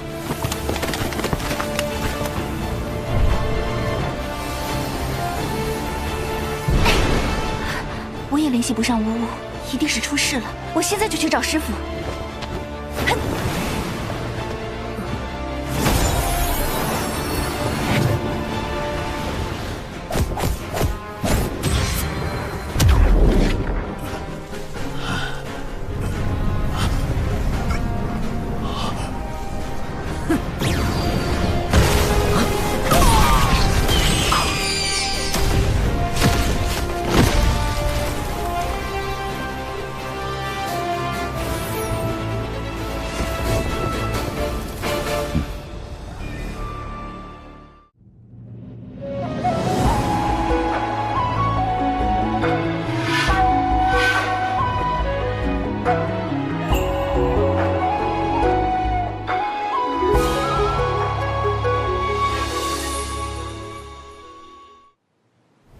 长寿，要不是你给的毒丹，我真就见不到你了。当时究竟发生了什么？九巫一行因是遭到了火赤鸟伏击，2位渡仙门长老殒命，九巫受重创，元泽等人不知所踪，金鳌岛也没有他们的消息。火赤鸟，他们怎么会突然对渡仙门和金鳌岛的人下手？此事不简单。这些火赤鸟被我们击毙后，身上闪过一缕血光。我仔细检查过他们的尸身，发现其元神被抽空，早已死去多时。看来，他们的元神被操控了。操控元神，竟有这种邪术，简直闻所未闻。后来我虽被师父救回，但性命垂危。好在有麒麟长老出手，才捡回一条命。麒麟长老，常年镇守道藏内殿的那位。他是门内唯一的太上长老，也是门内2大金仙之一。他似乎见过这些操控元神的邪术，不，应该是族群。他们被唤作血赤黑纹。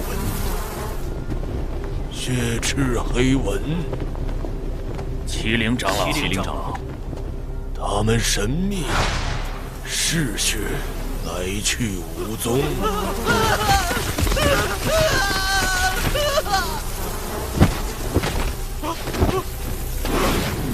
通过吸附他人骨血，从而附身操控。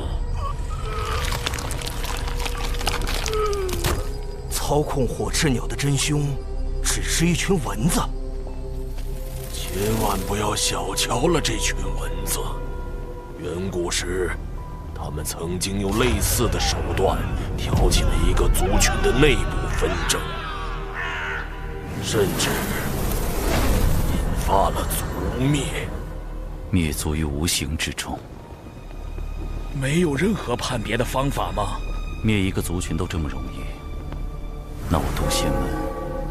近日有血赤黑纹作祟。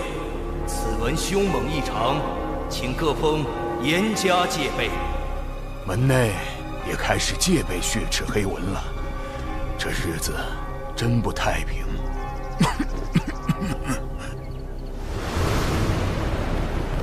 蚊子，封神大劫之时，西坊教尊提道人手下确有一只蚊子，能够操控他人元神。他害死截教内门弟子，啃坏西坊教镇教之宝。莫非就是这血赤黑纹？血赤黑纹消失已久，此事忽然出现，定有缘由。难道与产劫之争有关？渡仙门与金鳌岛派人前去调节纷争的路上遇袭，显然是有人与其勾结。原则？也许他并不希望产劫握手言和，所以暗中除掉九屋。如果真是这样，原则在重创九屋一行后，应选择将一切推给火赤鸟，反正一切死无对证。但很奇怪，他失踪了。不错，他有可能是畏罪潜逃，也可能是隐藏在暗中伺机出手。真相到底是哪一种？破解谜题的关键在于原则。九屋一行遇袭后，金鳌岛也没有找到原则的下落，可见他并没有死。既然没死，他去了哪里？为什么毫无消息？如果是被俘虏了，俘虏他的只可能是血赤黑纹。血赤黑纹为什么要抓原则等人？如果没有腐仙灵魂丹，九屋极有可能会死，因为同行的2个长老都死了。显然，血赤黑纹是想对渡仙门下死手，可是为什么？产劫两教发生冲突，幕后主使对前去劝和的人教渡仙门是杀，对截教的金鳌岛却是不杀。他们到底在谋划什么？原则的失踪，加上血赤黑纹的特殊能力，渡仙门已不再安全了。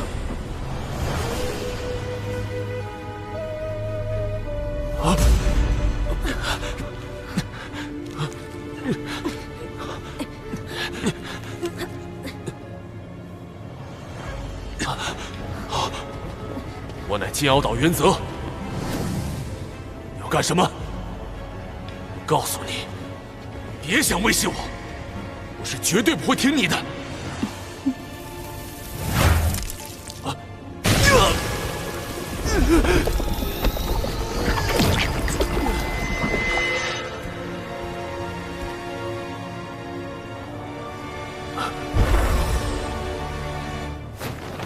拜见女王大人。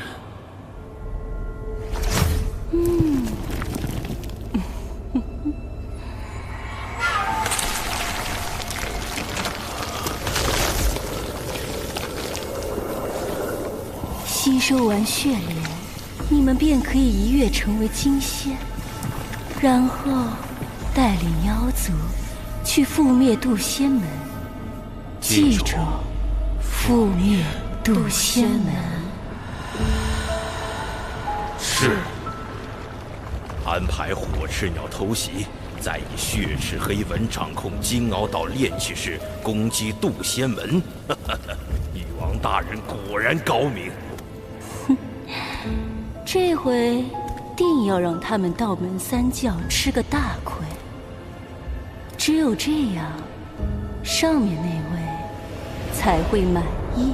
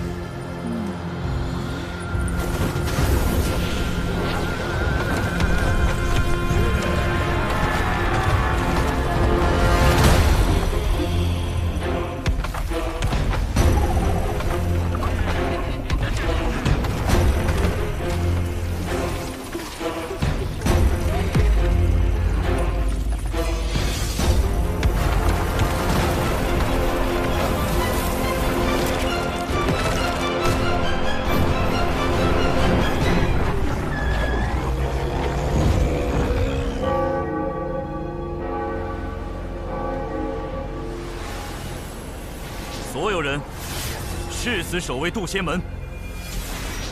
门内有数千人，未成仙弟子占大半，元仙以上弟子、长老有数百人，不知有多少会葬身在这场血腥浩劫中。誓死守卫渡仙门。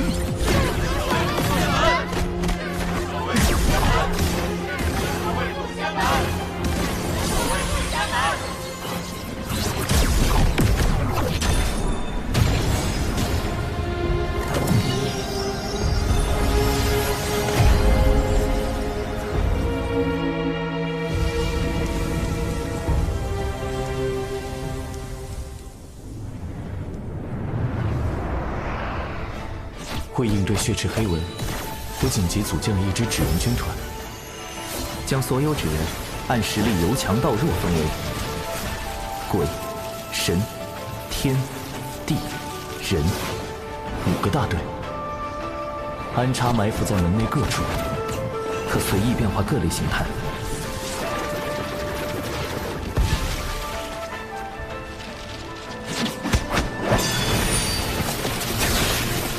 但愿能守住宗门。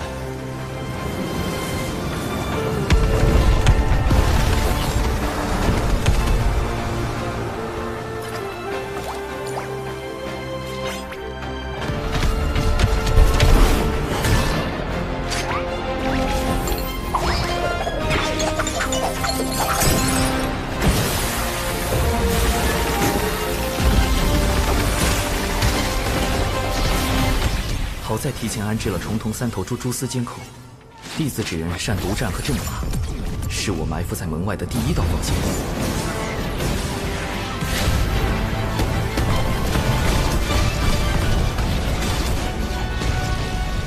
虽成功击退了先锋军，但宗门的这场大战避无可避。敌军尸体就交给你了，人字纸人。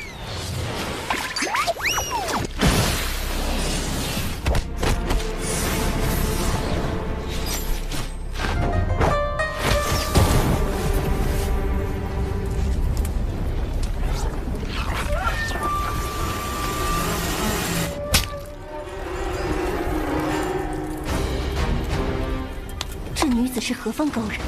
我竟无法找到他的原始。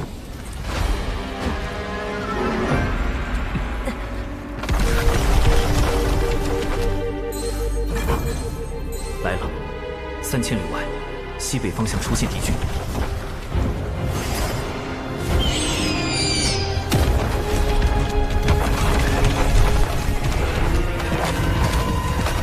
看来被控制了之后，这些家伙的神智也出了问题。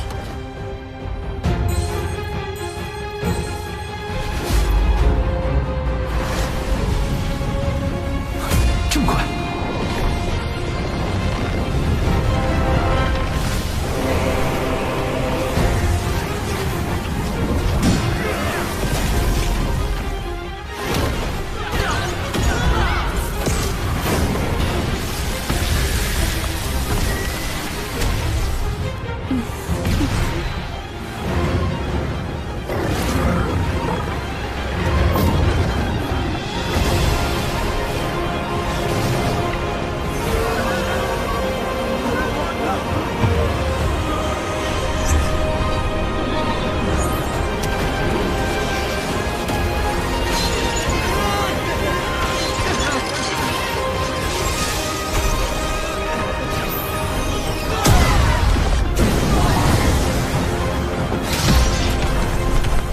全都被突破了。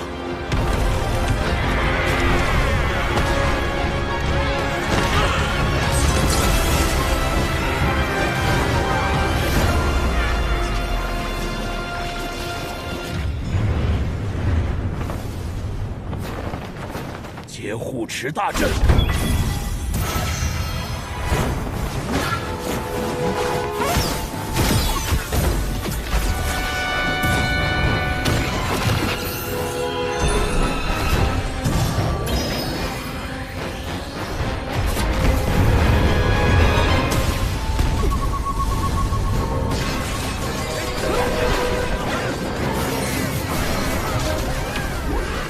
战这群恶妖！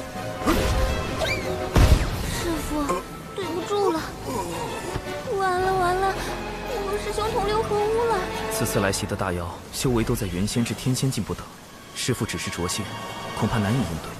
到时我自会和师父解释。快走！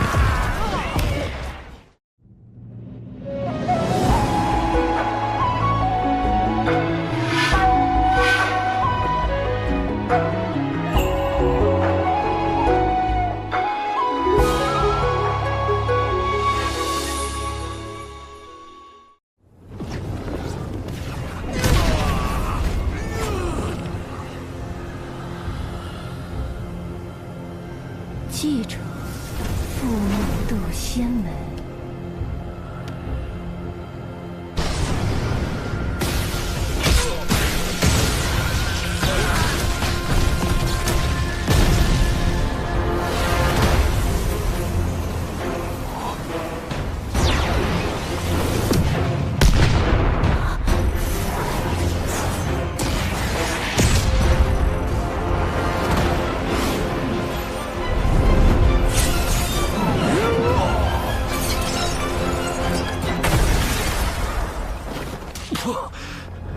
竟是3名金仙！一剑一击，竟能击退门内那么多天仙。金仙之道早已得天道认可，可半道而生，长生不死。面对金仙，我再多的算计都是徒劳。今日就算门内天仙全部冲上去，也只能是送死。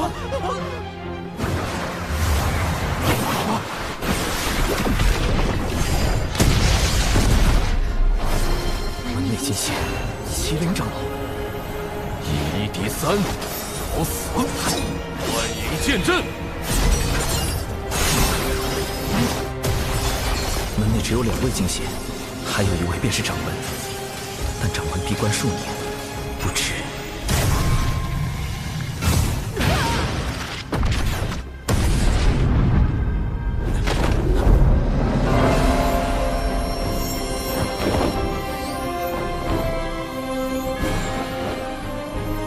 何方宵小，胆敢来犯？掌门出关了。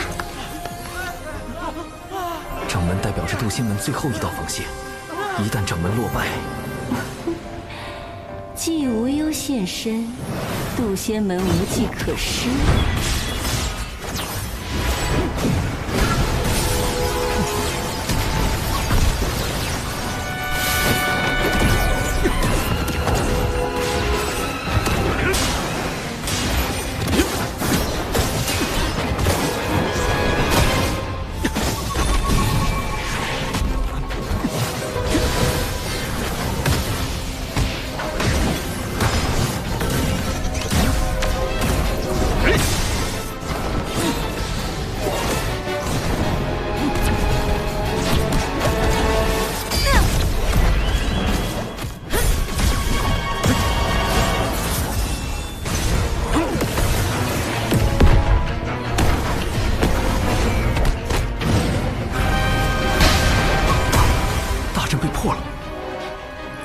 九无听令，开启挪移大阵，所有未成仙弟子立即进入大阵转移。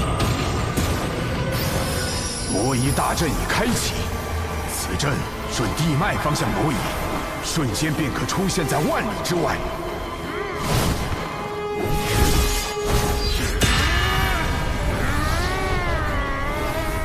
快走吧，多逃一个，渡仙门的未来就多一份希望。快走吧！灵儿，你带着师傅先走。你不走吗？快去！宗门岌岌可危，只剩下一个办法了。有情师妹，你有一项重要的使命。什么使命？我愿誓死捍卫。不是要你死，而是要你去哭。渡仙门弟子有情玄雅，今起本门道成之缘，人叫太清圣人。师兄，我早淡了凡尘情欲，哭不出来。想象你有一只心爱的宠物，某天它被山石砸到，不幸离世，你将它埋葬，却发现它的尸身被人挖出来烤了。就是这样，继续往下说。渡仙门奉渡厄真人为开山祖师，因渡厄真人师承太清圣人，故渡仙门以人教正统而居。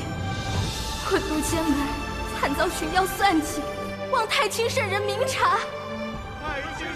无论血池黑纹背后是否为西方教，其目的都是挑拨道门三教。此事涉及圣人之争，唯有人教太清圣人才能化解。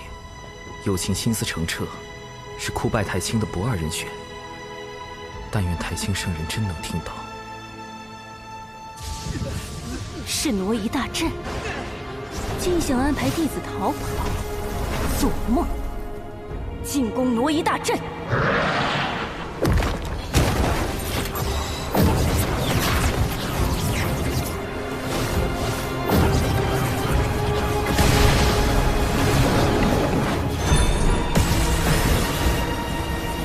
阻止他们！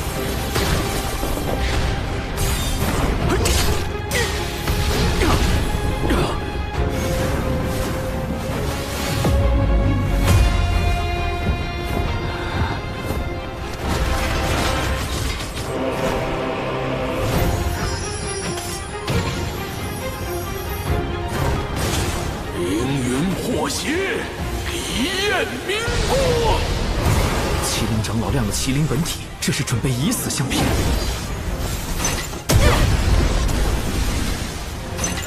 原则，他们怎么成了金仙，还出现在这儿？既然被你们发现了，那就别怪我不客气。给我上！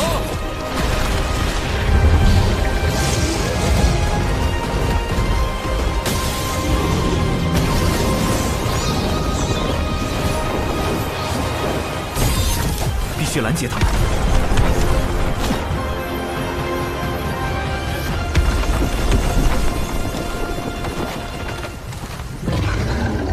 群妖攻山，何其猖狂！我二人路过，斩妖除魔，护卫人道。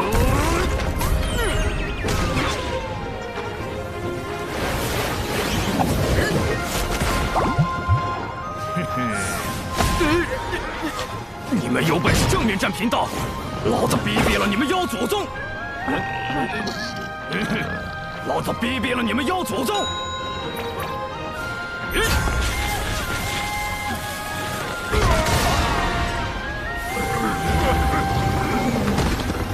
让我服了他！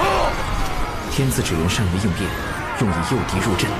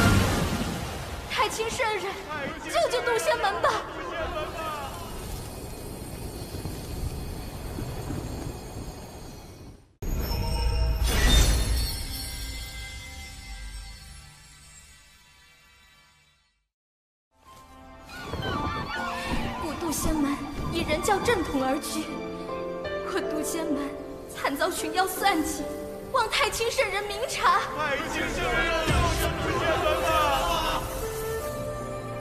老师，他们拜的是您的太清圣人像，您不愿走动，弟子也想安心修行啊。也罢，让我看看发生何事。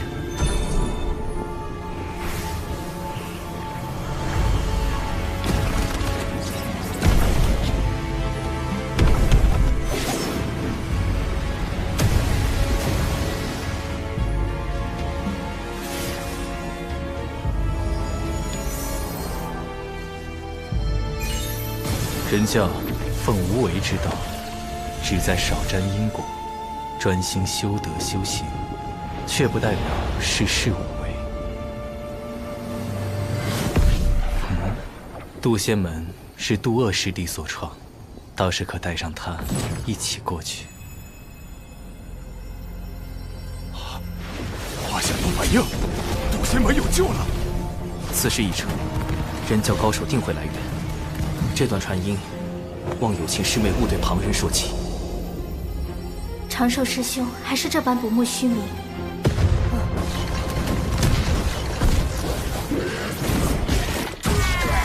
快挡不住了！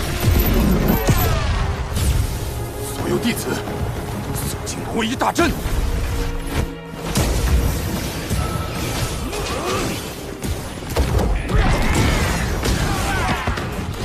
爷爷，我又回来了！嘿嘿，开启第2波诱敌行动。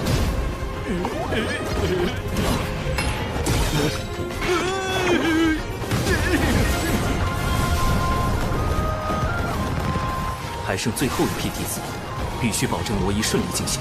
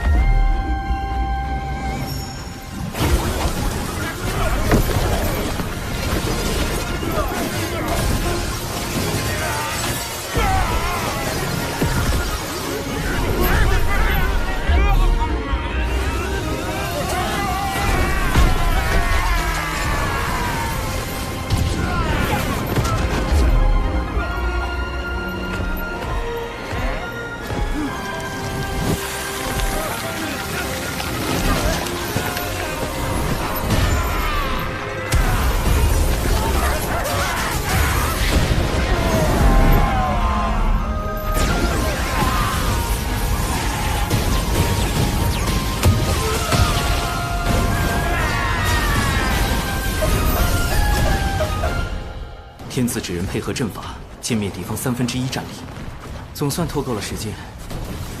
死这么多傀儡，什么都没干成，废物！看来本女王大人得冒一次险。群妖听令，全力进攻，绝不能放走一人。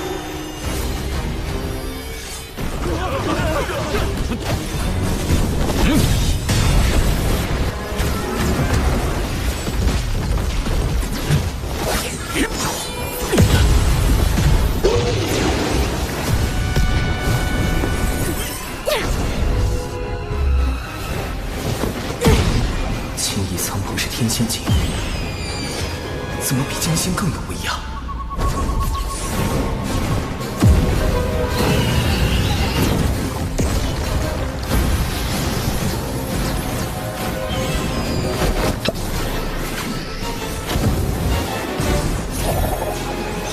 这两人是真仙境，为何术法威力堪比天仙境？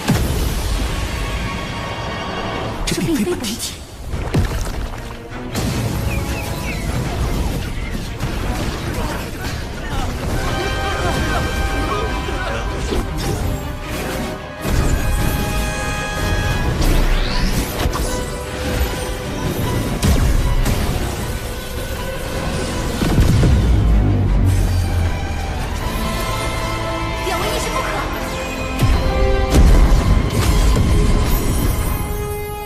这2个天子指人已经完成幽妖任务，且沾有因果，是时候一了百了了。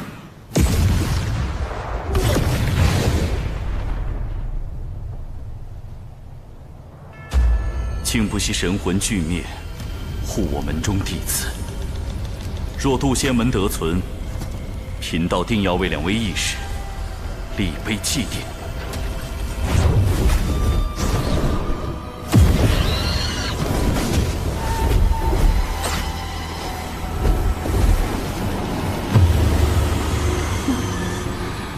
以为炸阵就安全吗？地脉乃天地间唯一的大道会员无极圣人，盘古的经络所化，走势朝向有迹可循，而被挪移大阵连通的地脉，定有法力残留。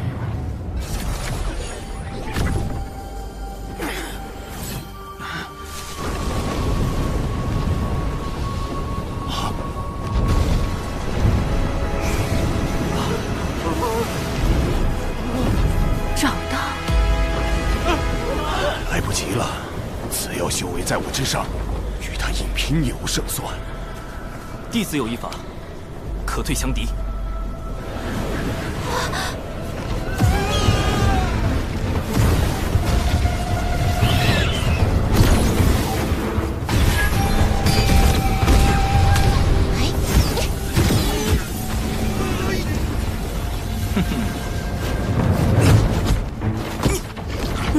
想跑，渡仙门一个都不能放过。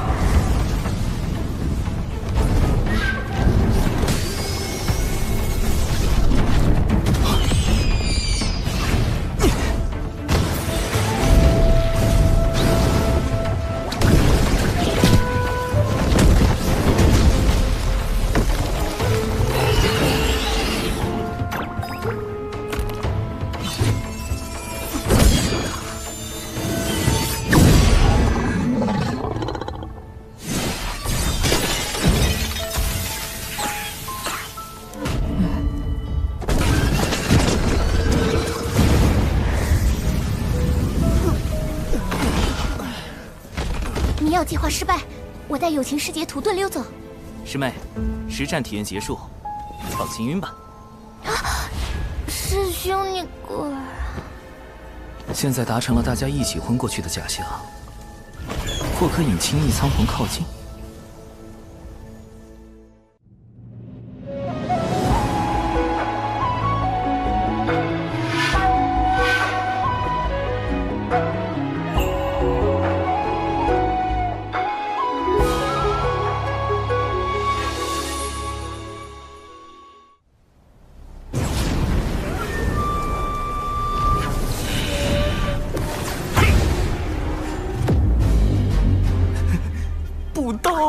这是一道同道中，这对手竟如此难缠。神字指人，冲！在鬼、神、天、地、人5个等级中，神字指人的修为仅次于鬼字指人，且携带诸多法宝，最适合高端斗法，还能伪装九巫师伯，骗过幕后主使。微型版72阵，开！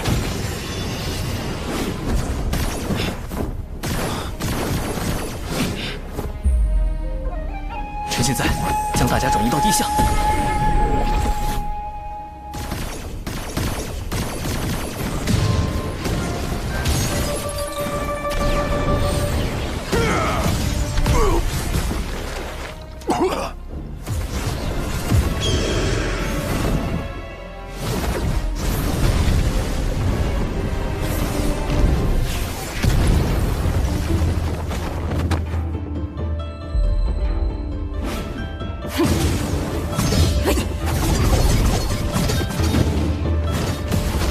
碧水坤阵，起！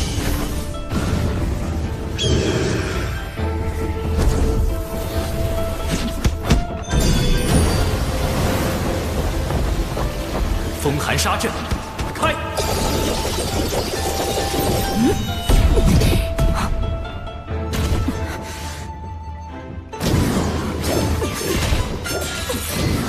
腐化毒阵，散！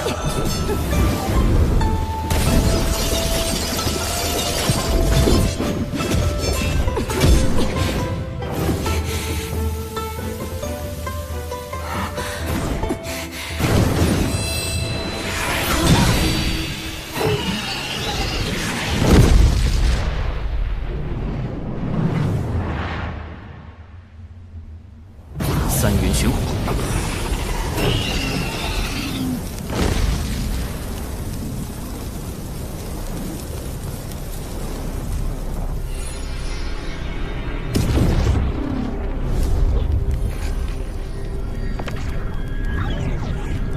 文道人，8成是了。不过，管你是大罗金仙还是洪荒狠人，此时此地。也只有一缕神识而已。唉，这才渡劫多久，就跟上古凶妖文道人间接打了个照面。洪荒比我想的还凶险。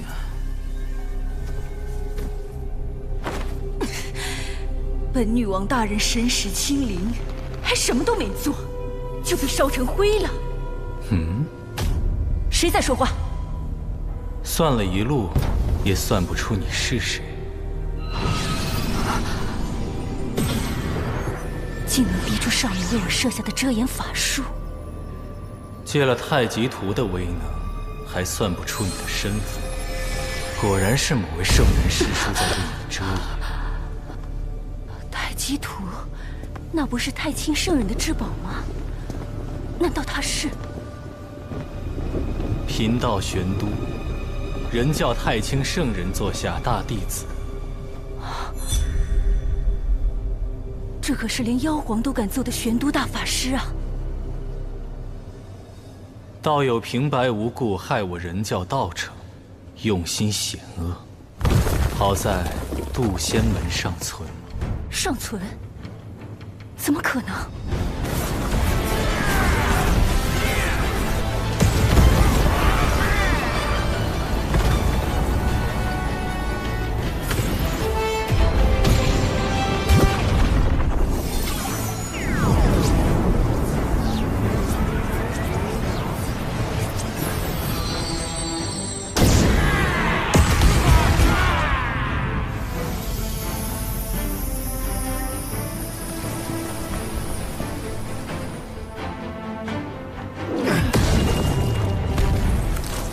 师傅，掌门的师傅，那不就是咱渡仙门开山祖师？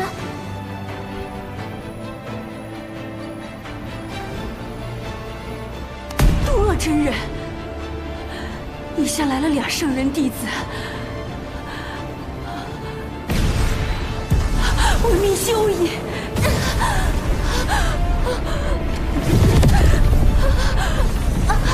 贫道暂且不动，请转告那位圣人师叔，与其让道门内耗，徒增业障，不如教化人族，积善行，攒功德，方是正途。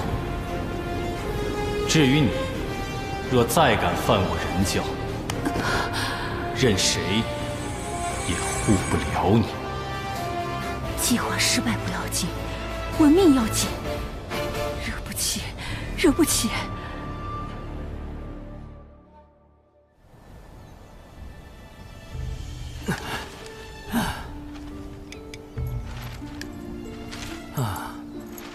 四周确认安全，本体可以出来了。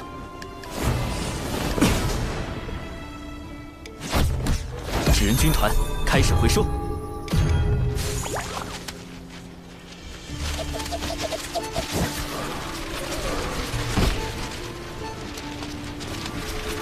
接下来，保持晕倒状态，等门内接应。怎么全躺着了？其他弟子呢？你，五师兄、灵娥、玄雅，你们怎么了？长寿呢？怎么全来了？现在装晕还来得及吗？玄都师兄。如你所言，这三人元神枯竭，早已成了傀儡。咱们先去趟金鳌岛，说明缘由。杜二师弟，事关圣人，最好不要外传。据说这事儿和圣人有关。玄都师兄放心，我渡恶最是守口如瓶。渡仙门什么都不知道，现在已经去接应弟子了。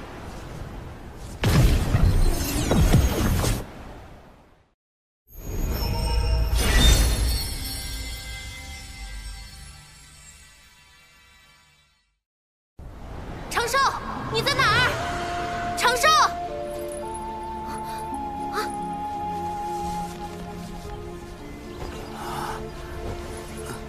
师叔。我们中了迷药，其他弟子在农医大阵出口旁的树林里。你们快去！长寿！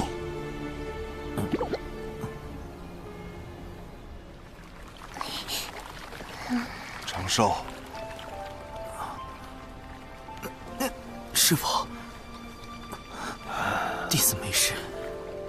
弟子此前将你迷晕。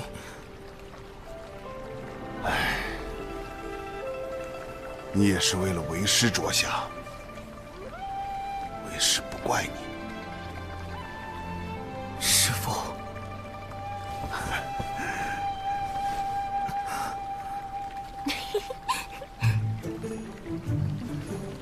我真倒霉！是被弄馅儿了。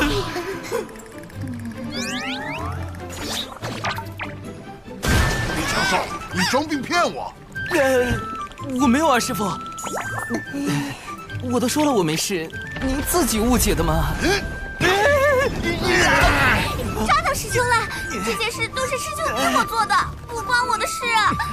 兰陵娥，李长寿，师兄你教的，死两个不如死一个。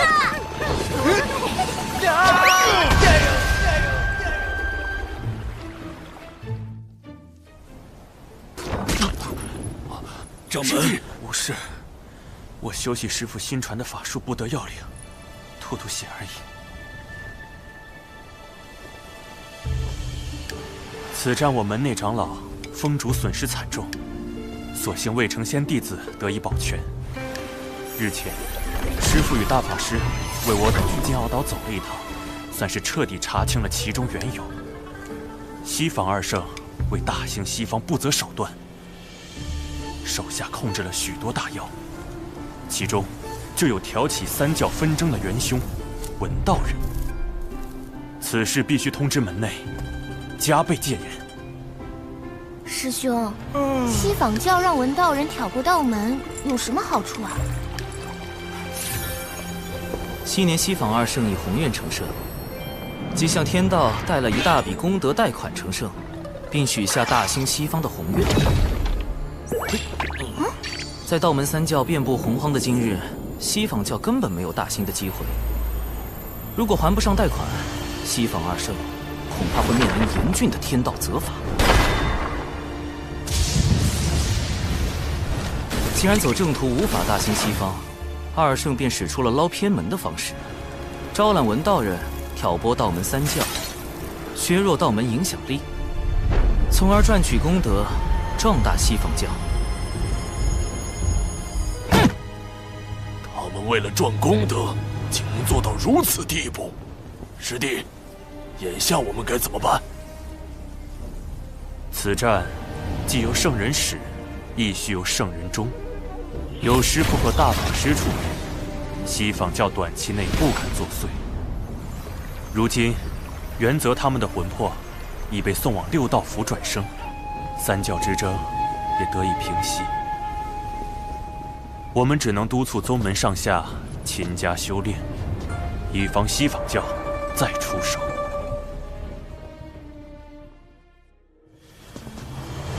六道府原打算安排元泽转生人族，可谁知元泽和望游汤前说了句话。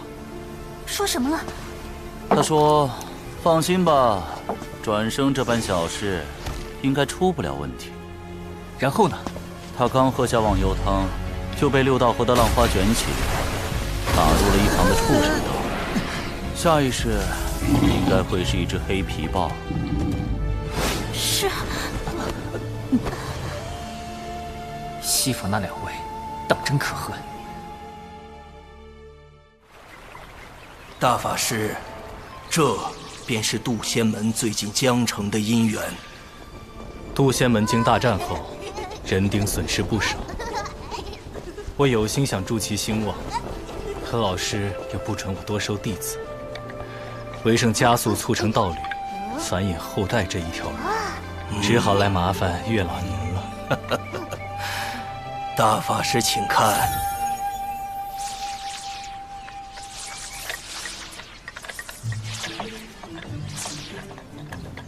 大家都生了情愫，唯独这三星拱月的男弟子没有变化。月老，不如帮帮他。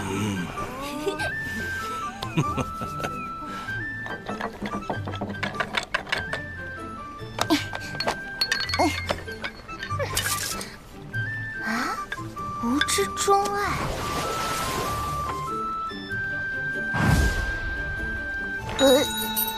原来师兄喜欢这样的。灵娥，把我最新研发的稳字经抄写300遍。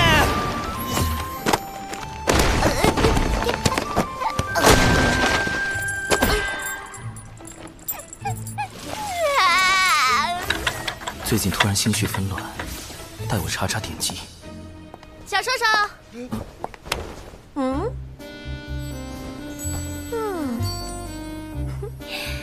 咱这新裙子、新妆容，好看吧？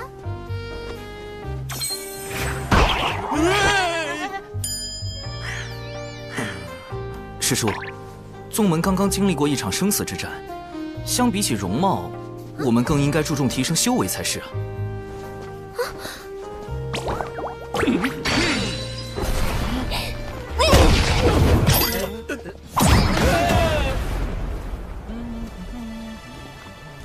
长寿师兄，长寿师兄，我有阵法上的问题向你请教。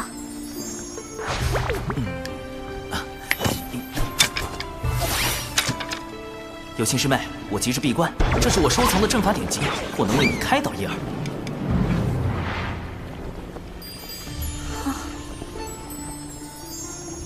时间紧迫，我先走一步。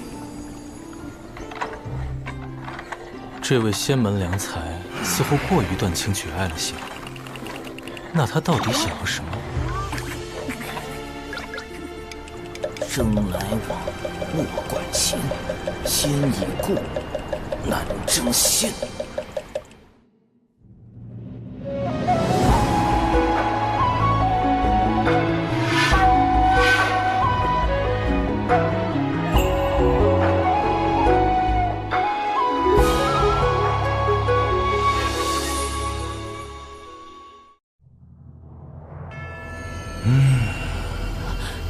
文静知错，文静办事不力，还请您暂且放过文静一马。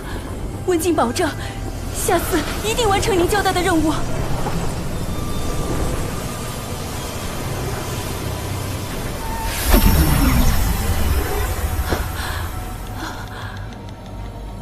女王大人，进来吧。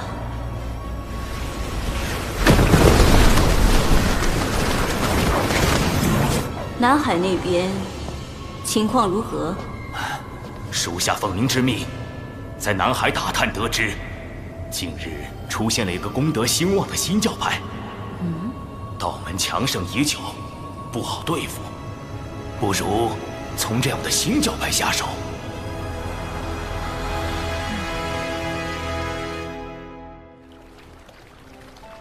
西方教此战虽落败，但绝不会就此罢手。复盘此战，我杀了不少业障大妖，应该得了不少功德吧？天道为世间每个生灵设立了个人账户，用于发放功德和业障。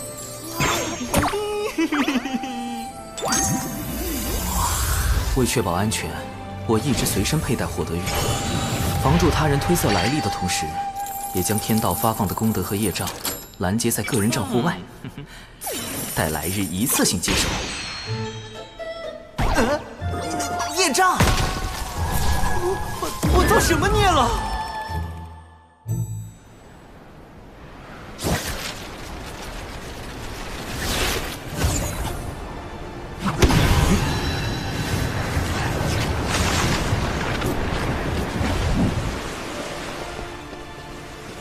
近日虾妖为祸，杀伤了我神教大量教众，双方交战时竟还误杀了无辜的百姓。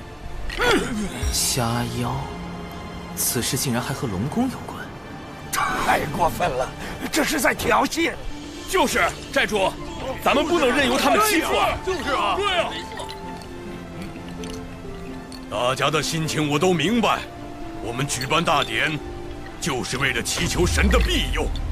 大家只需捐出香火钱，将鱼买下放生，神感受到诚意，必会加倍保佑大家。不对呀，卖鱼放生和神有什么关联？况且大部分教众本就以打鱼为生，到处都是鱼，为什么要找寨主买鱼放生？看来是寨主欲借神之名谋利。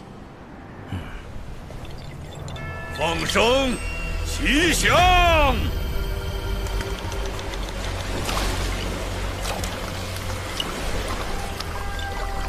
这是妙珠吧？怎么鬼鬼祟祟的和这乌鸦碰头？我们安排在南海龙宫的内应来报。南海龙宫已整装待发，很快就能攻来。亚神，您放心，经过我的努力，他们现在对南海龙宫可是满腹恨意，定会与之以命相搏。很好，等到双方混战无暇顾及时，我们再派出血赤黑纹吸走功德。届时，女王大人此计真是高明。血赤黑纹，女王大人，又是文道人和西方教的阴谋。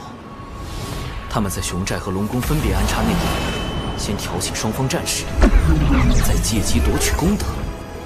好歹毒的算计！大太子殿下，数日前我们刚整治过他们，今天他们居然还敢举办大典。我已召集所有南海附近的龙族子弟前来相助，好好收拾他们。敖某表兄，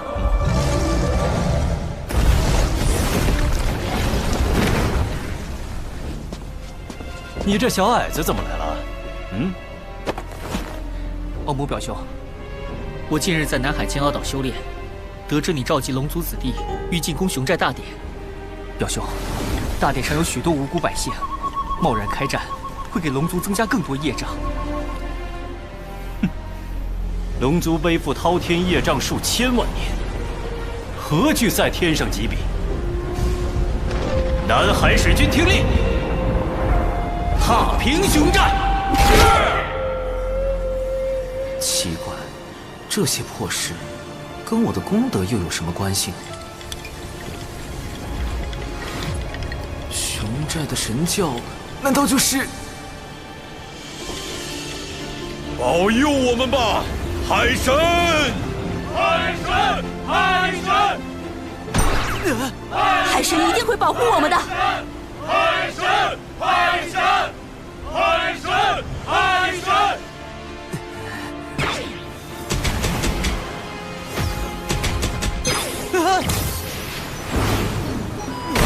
这雕像我不是已经毁了吗？怎么还多了1620座？龙族和海神教交战，杀伤百姓就是我产生业障的原因吧？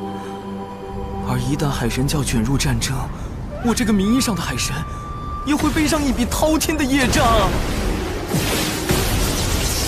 少则引动天罚，多则招致灭世之灾。必须阻止战事发生，之后再想办法解散海神教。指挥军团出发。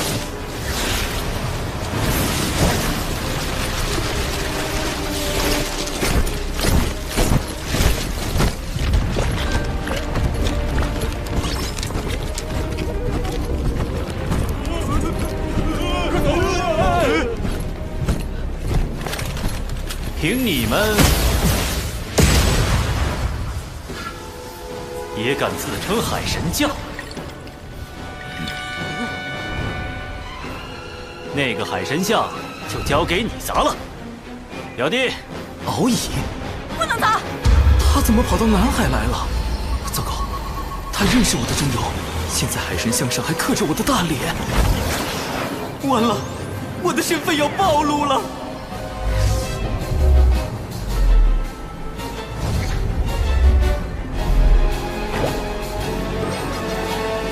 长寿兄，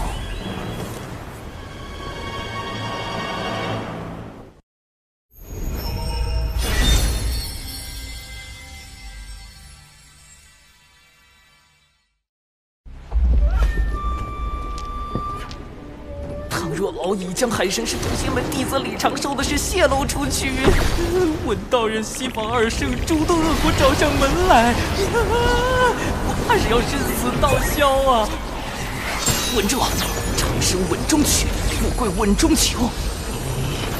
其路，退则进。长寿兄虽说十分优秀，但尚未成仙，更不可能成为什么海神。敖乙兄，不要声张。为了妥善解决南海龙宫与海神教之间的矛盾，请前来详谈。忽悠小奴第一步，以和为贵，方城大宴。成什么？海神像你还咋不咋了？长此以往，争端难消。我现在就去见海神。表兄，在我回来前千万不要动手。可笑，龙族才是海上霸主，难道要让这个不知所谓的海神指点我们做龙？多谢长寿兄指点，我竟不知西坊教从中挑拨，险些犯下大错。忽悠小龙第2，知我心者，莫如长寿。龙族世代背负震碎洪荒的庞大业障，我深知你为解此困境付出许多。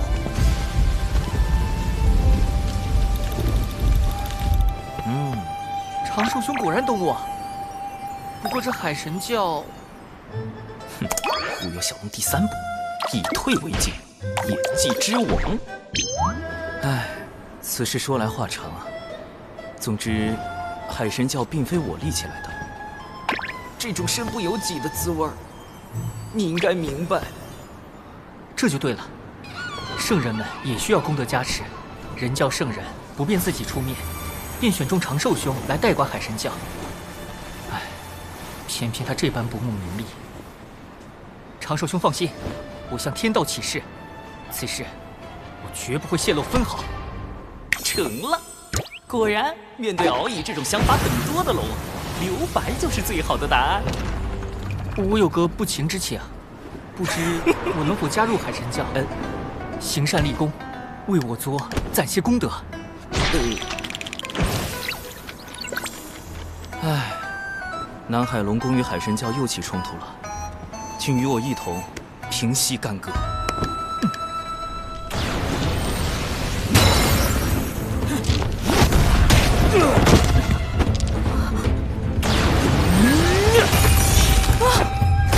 表兄住手！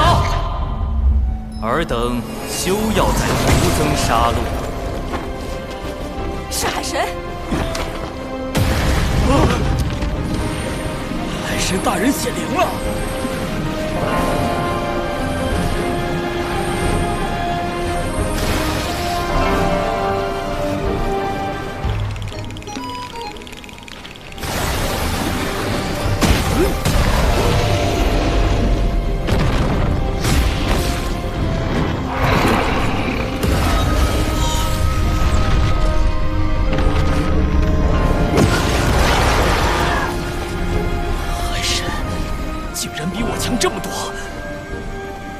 海神大人容禀，南海龙宫与海神教的纷争，皆是受奸人挑拨而起。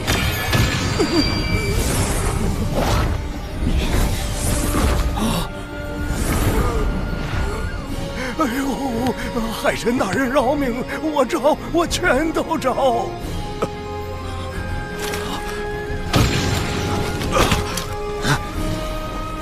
你敢背叛我族？说，谁收买了你？南海龙宫大太子，本座无意统领海域，功名利禄皆如浮云过眼，唯有导人向善，方是正道。这2个奸人交由你处置，望南海再无纷争。海神大人已与我说清，这一切都是西坊教的阴谋。我们可以顺着这2个内应继续追查。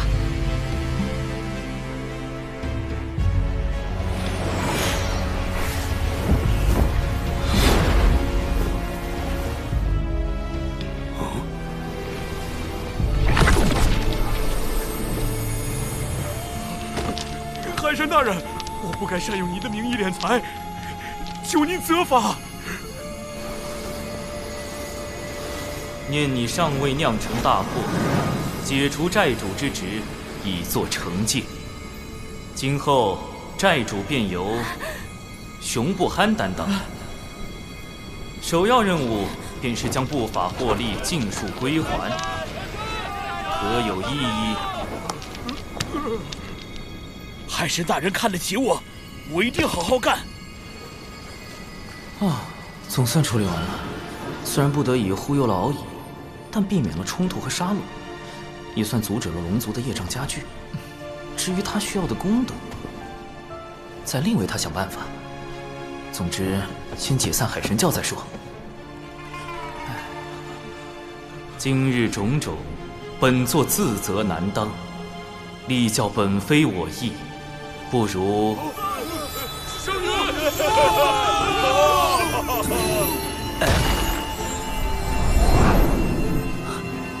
这是天道功德凝成的祥云，天道也被至教有方的海神大人打动了。吉兆啊！天佑海神，天佑海神教！海神，海神，海神，海神，海神！教宗情绪这么高涨，肯定不会同意解散啊！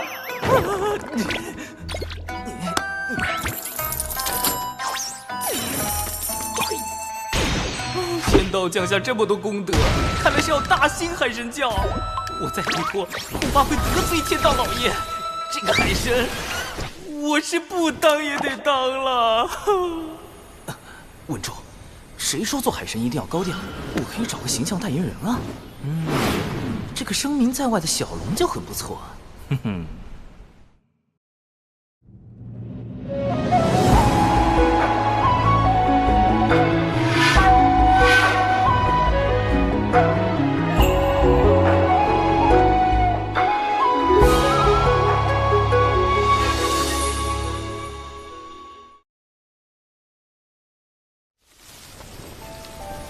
东海龙宫二太子，今日幸得你相助，不知你可愿加入我教，担任二教主兼护教真龙大护法之职？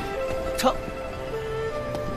海神大人对我实在太好了，我敖乙誓将海神教发扬光大。我表兄本性不坏，镇守南海多年，也算经验丰富。您看？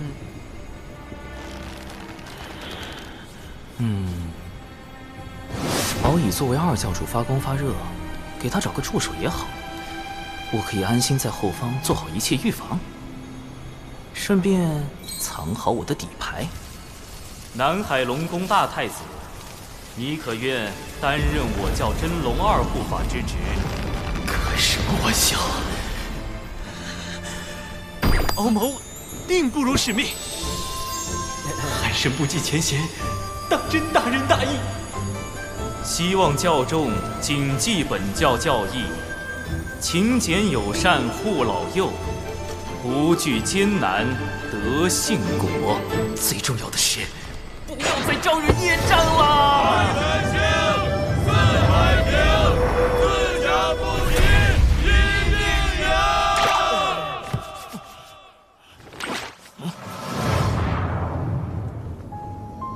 女王大人，接下来。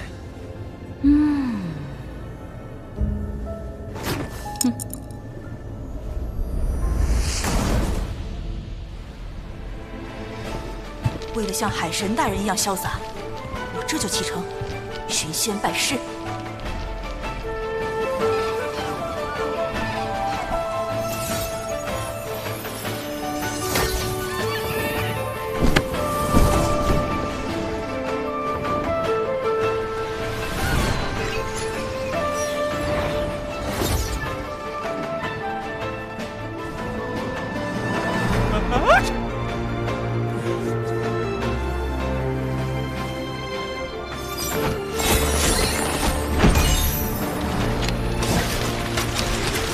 自研法术，画中如幻影。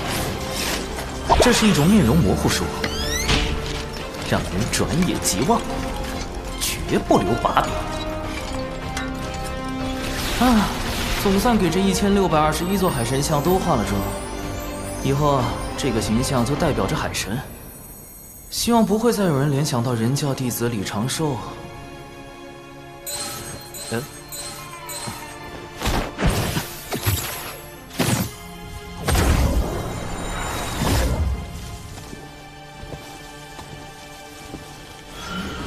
这位大仙是谁呀？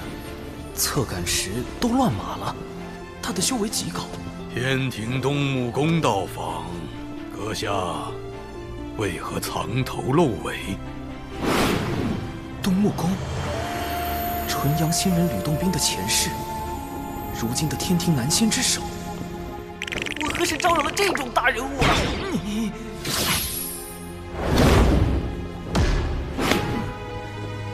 东木宫来此，有何贵干？天庭授我监察各地宗门教派之职。近日有人控诉海神教通过阴险算计，夺人功德，危及四海。还请阁下跟我走一趟，说个分明。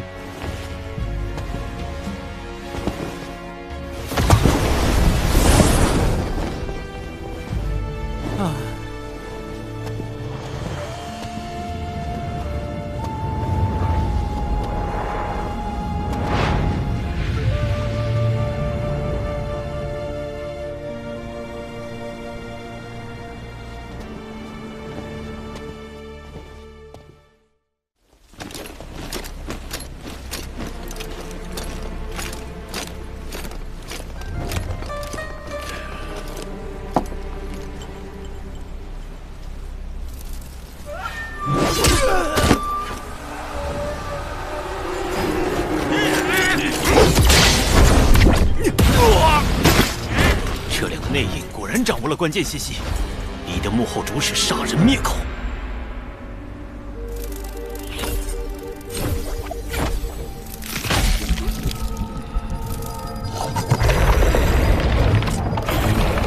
他们都被控制了。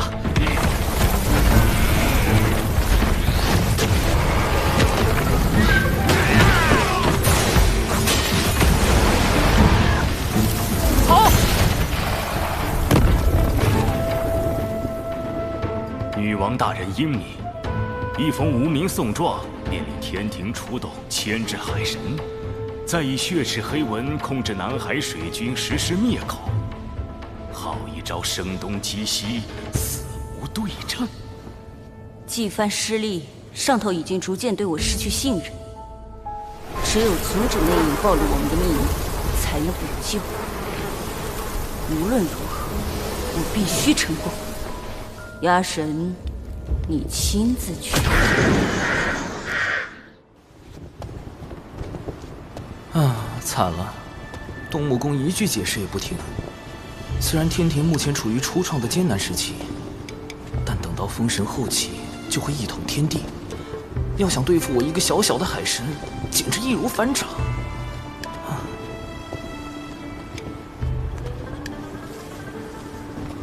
阁下总算来了，这为何不是真身前来，而是来这一纸人？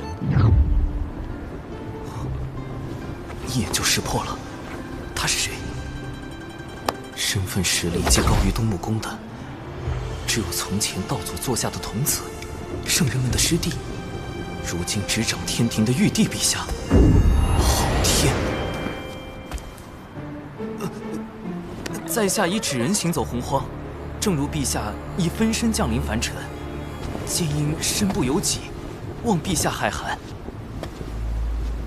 阁下如此洞若观火，难怪能被万千教众奉为海神。得天道功德庇佑，又有龙族从旁辅佐，不知这身不由己，从何而来？是谁向天庭举报了我？把玉帝这么难搞的大人物都给招来了，给我惹这么大的事，底牌都要被掀翻了。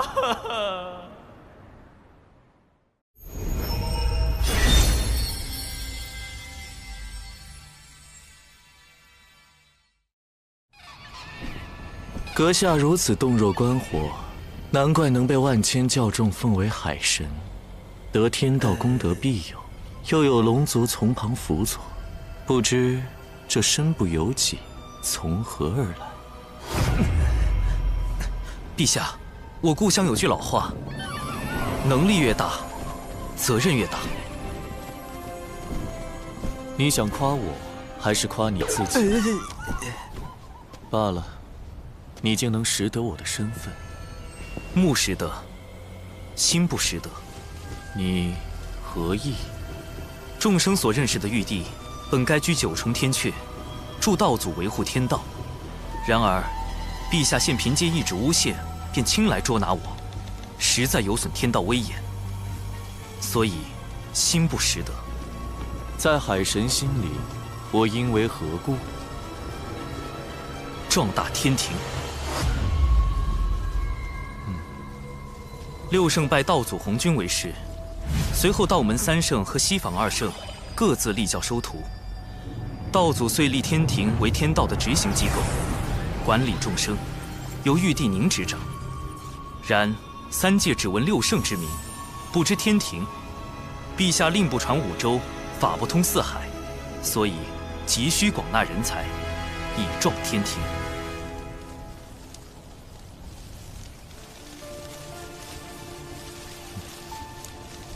知吾者，南海海神矣。不错，我曾亲访凡间，发现你备受爱戴。那宋状确实是诬告。我此行是否来对？在下斗胆。你懂兵法？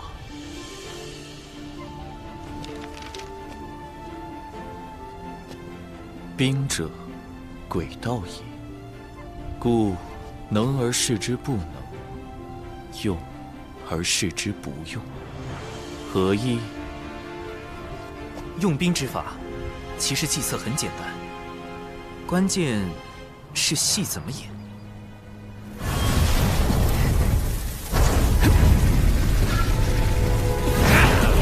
交出骄兵将领，饶你们不死。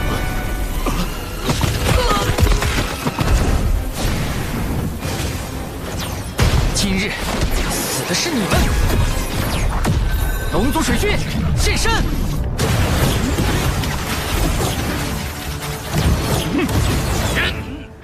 啊，有埋伏！接9天10地阵，反围攻！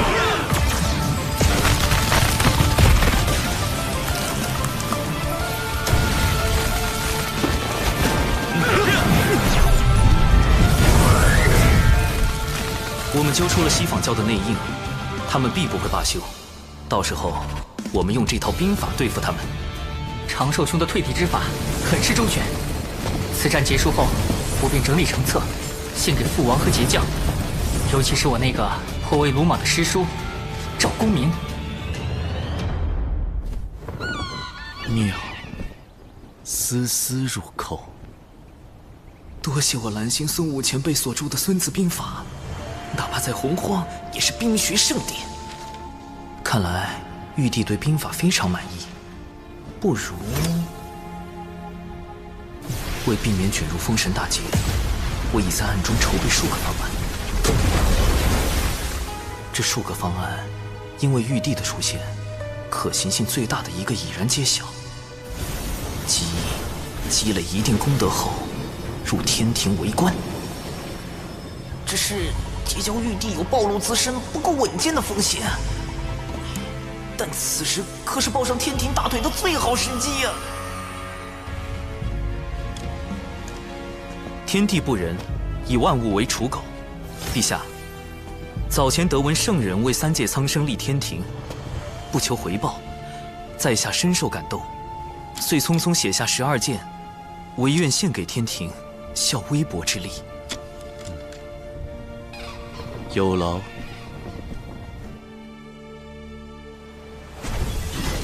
龙族竟然会暗中设下埋伏，莫非背后有人指点？既然你们执意都到底，我的孩儿们，挂刑，把他们全部杀光。鸭神，你知道该怎么做？明白。多谢女王大人多年教化，今日一定完成任务，以我之血肉助大军之躯。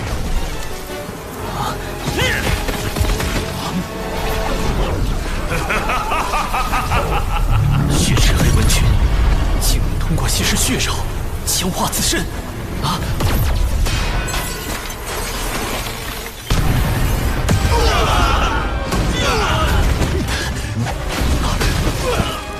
了，我们抓到的2个内应都死了。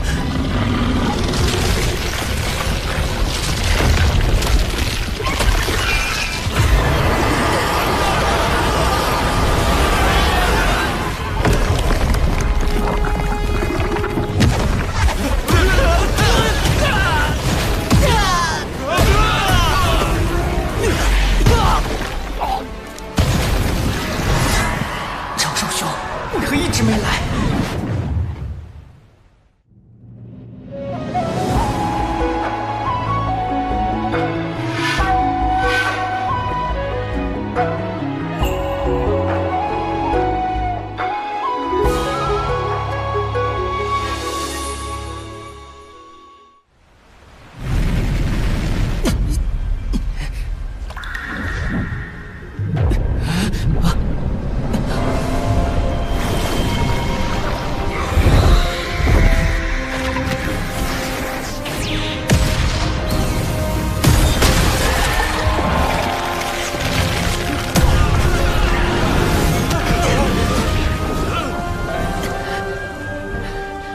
天庭在此，血赤黑纹，勿再放肆。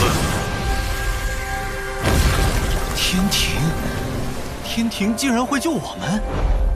龙族上天，龙族罪孽滔天，且还在怀念远古其霸主之姿。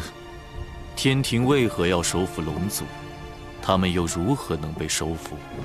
敖乙那边形势不明，既然我脱不开身，只能说服陛下。收复龙族有2例：四海3界之重地，龙族远古之大族。虽有天地罪孽，然高手众多。若龙族能入天庭效命，则四海尽归，此1例。若是龙族掌管江河湖海，可扬天庭之威，此2例。想必陛下也已推算到，今日诬告案表面针对我，其实针对龙族。龙族此刻处于危机中，不如……天庭怎么会插手龙族之事？南海海神，又是你！抢我南海功德，又坏我图谋龙族之计，现在还联手天庭折损我大半孩儿。天庭我动不了，一个野神我还杀不得吗？老师又传话了，命运发生了微妙的变动，起因竟是一个人教小弟子。老师，您的意思是，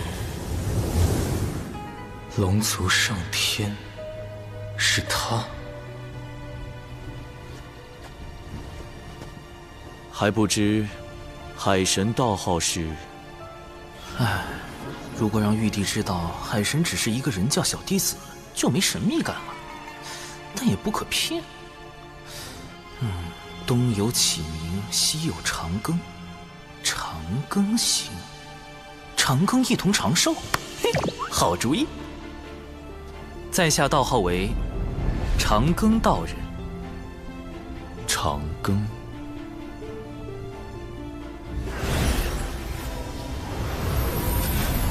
没想到我竟因祸得福。文道人，他怎么亲自来海神庙了？南海海神，受死！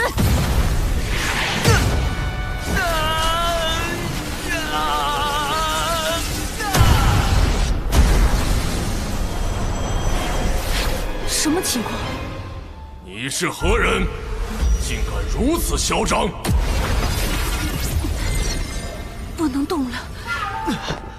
刚自爆太快，心神被扯得好痛，万不能和他沾上因果。好在本体没有受到损伤。又来人了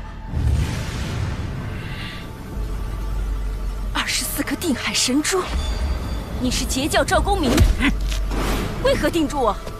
南海海神乃是我师侄敖乙的兄弟，道门一家亲，竟逼得海神化身自爆，敢打我！他自爆，我也不明白啊。前辈，我是南海海神，真身无碍，你快停手！此事恐会引发西方教与截教之争。那直接杀了他。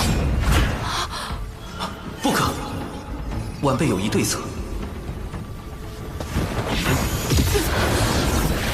起来，我要去灵山讨个说法。灵山便是西方2位圣人的居所，一旦闹到那里，2圣为保全西方名声，一定会将我血赤黑纹一族尽数灭杀。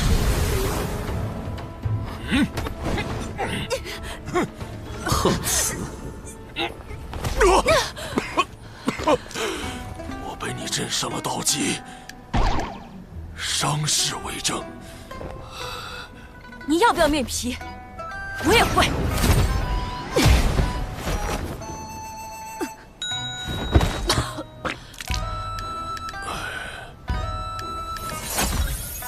这是海神的法器生影球，恰好记录下你的自残。你可是想借此挑起道门与西方教之争？赵公明，你到底想怎么样？咱们不如小事化了，否则我只能拿它去找各教好友观摩。你看，太精彩了吧！好，我立大道誓言，此事作罢。人教，南海海神，这个弟子有点意思。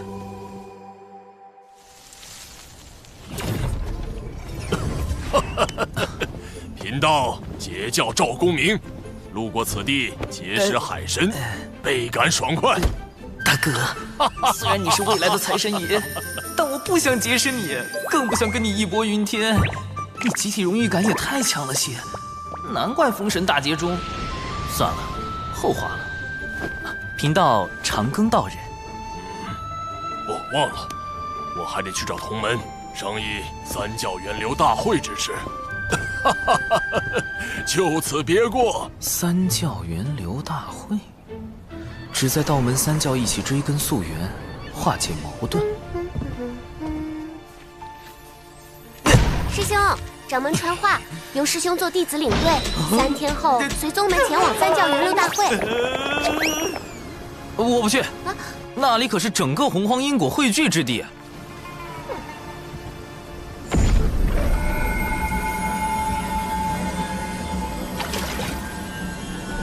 去。前辈是？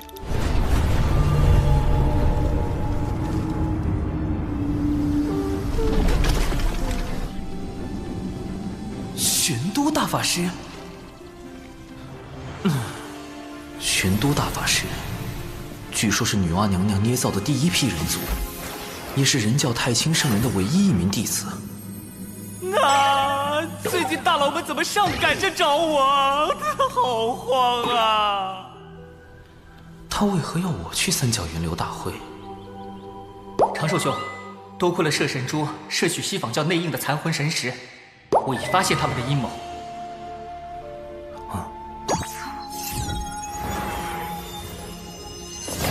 四海海眼的位置尚未找到，他们竟在打四海海眼的主意。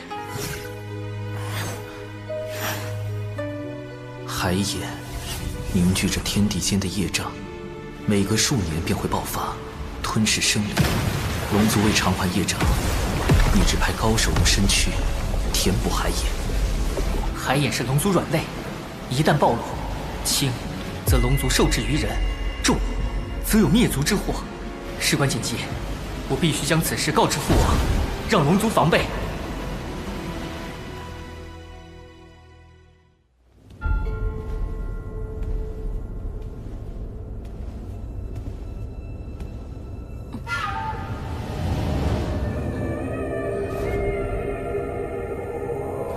文静无能，竟给龙族留下把柄，文静一定将其除掉，消除后患。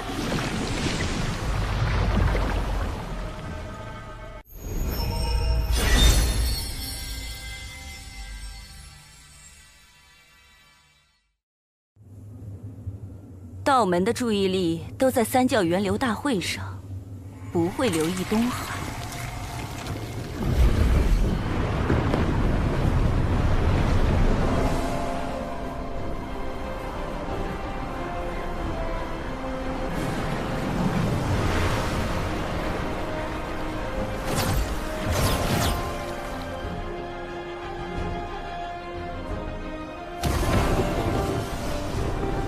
三教源流大会本是想缓和产劫关系，但从封神大劫的结果看，三教弟子都被卷入了血战。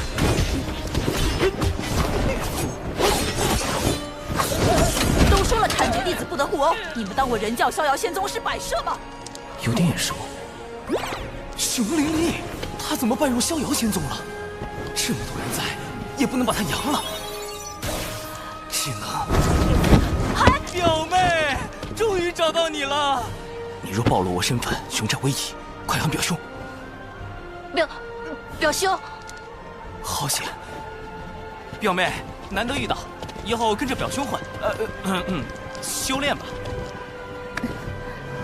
长寿师兄的表妹，竟也如此优秀。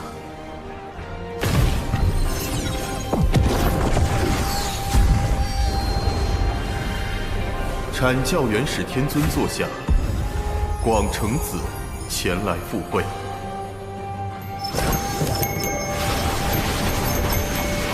阐教元始天尊座下，云中子前来赴会。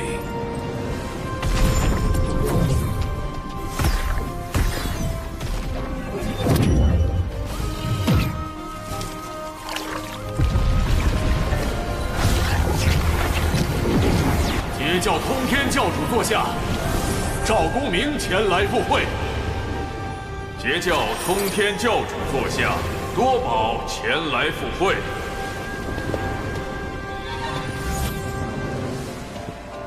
截教诸位师弟气势汹汹，是要作何？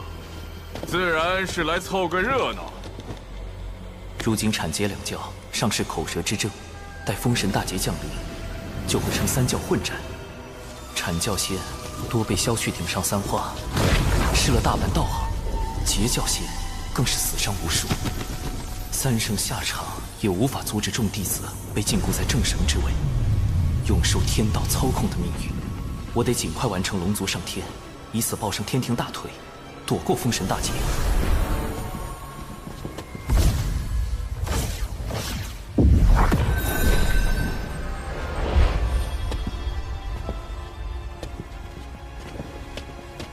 阐教弟子随我见过玄都师兄、礼拜人教太清大师伯。诸位不必多礼，老师和两位师叔，乃大道圣人盘古元神所化，又骑入道祖门下，三教本是一家。师尊收福德深厚者为徒，乃顺天而为，教化众生。众生指所有生灵，凡有向道之心，就该有修道求长生的机会。大法师命我来此，究竟有何要事？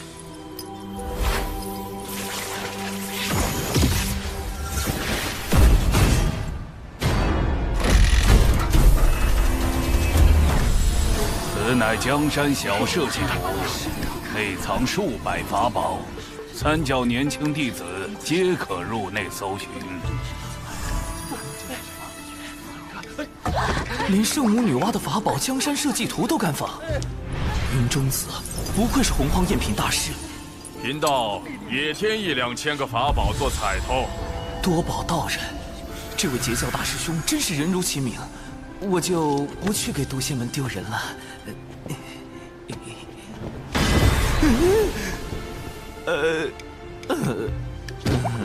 老师推算出，龙族上天对苍生有利，而李长寿是促成此事的关键。正好借大会探下他的品行和实力。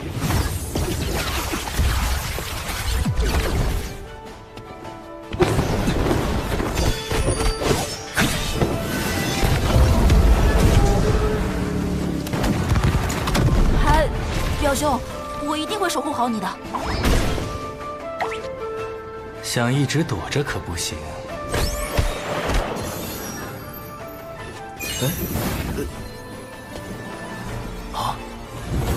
人教扬威，原来大法师想让人教大出风头，但这是有一个专业的人形吸精器更合适。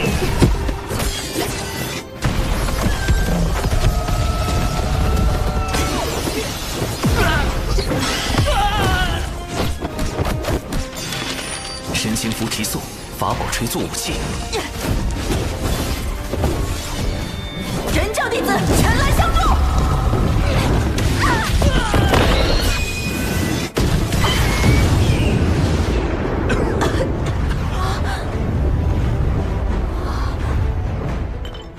毒粉已涂至火灵剑，凶手触之即死。有情师妹，放心冲杀。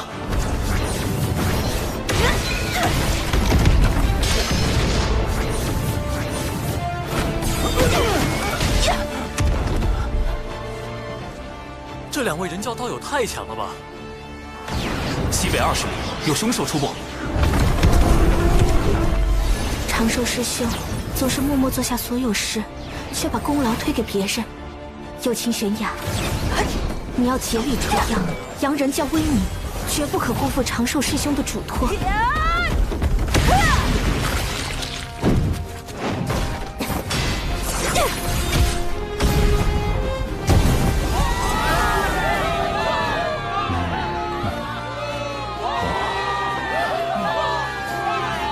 凶手可行熊灵力，冰山剑修有其玄雅。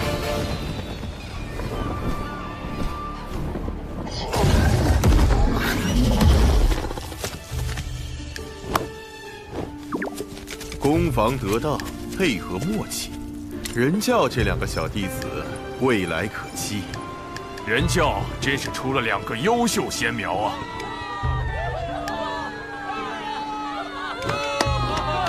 长寿种种行为，皆是围绕稳字。强为不如无为，强争不如不争。清净可循自然，万法终归妙境。今日倒从长寿身上感悟良多。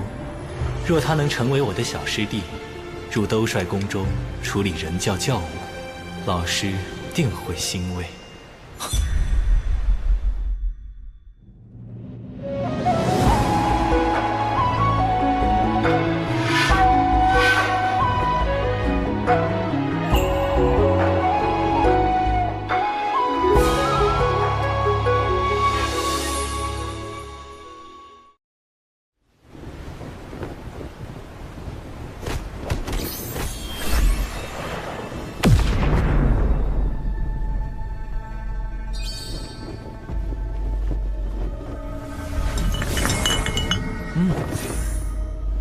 龙族有变，速去救你的2教主。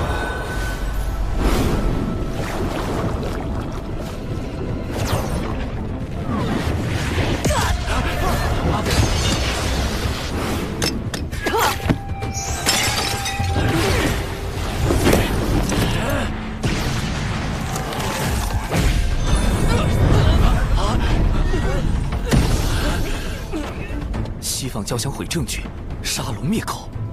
2教主，海神教的事，您都知道了。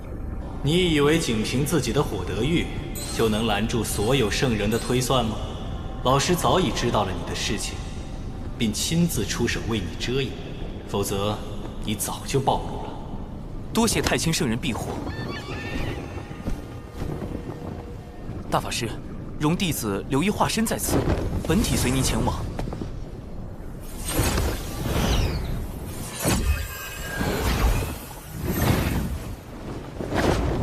诸位师弟，贫道有事，先行一步。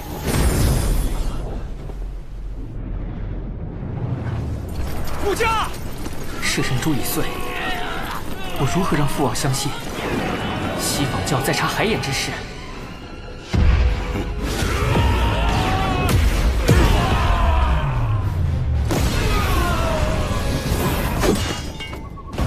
竟是个金仙，但根基不稳。与毒仙门一战中被血灵强行提升到金仙境的原则一样，看来又是血赤黑纹的算计。虽是伪金仙，但实力远胜你。若能救下敖乙，我便说服老师收你入兜率宫，如何？兜率宫，太清圣人的化身摊上老君的居所，这大腿必须抱。弟子愿往。这是老师的防御至宝，天地玄黄玲珑塔，将它威能借你半个时辰，有它护着，哪怕是大罗金仙手无先天法宝，也伤你不得。真锁血外挂体验版，水遁。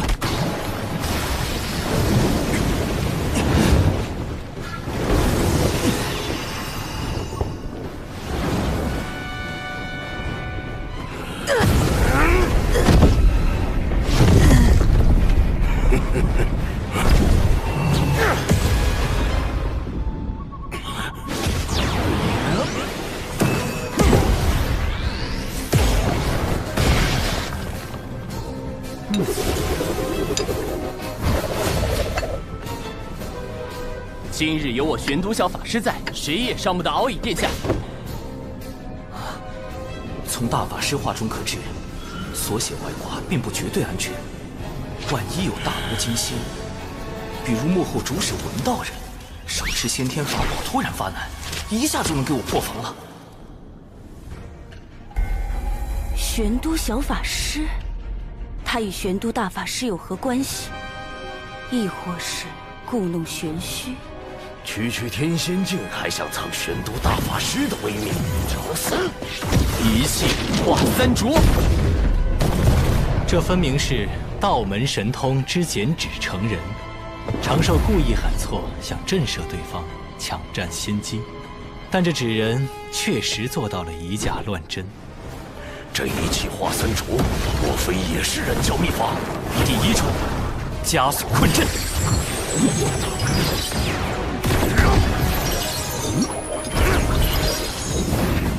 鬼子纸人善各类奇鬼神通法阵，且是纸人军团中最高战力。第二重，灭魂杀阵。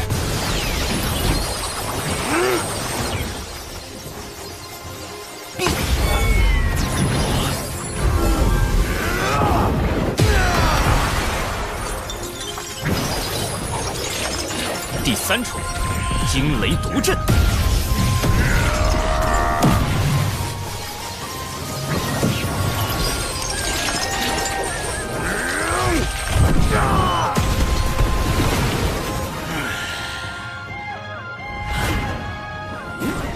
只有他用的是上等法宝，应该就是本体。道门神通，血金成法，急！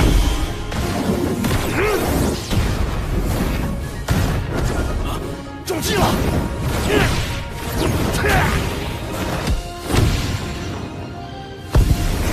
纸人放纸人，纸人何其多！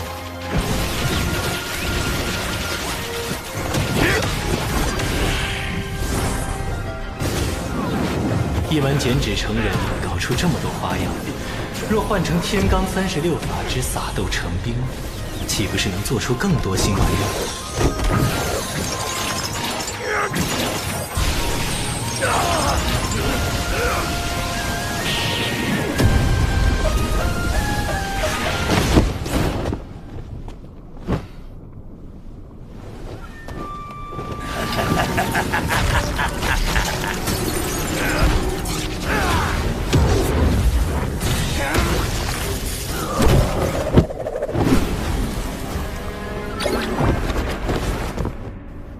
看来在渡仙门坏我好事的，也是这位玄都小法师。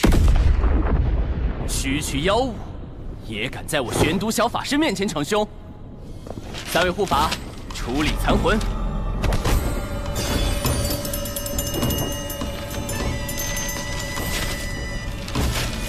唉，金仙当真是不好杀。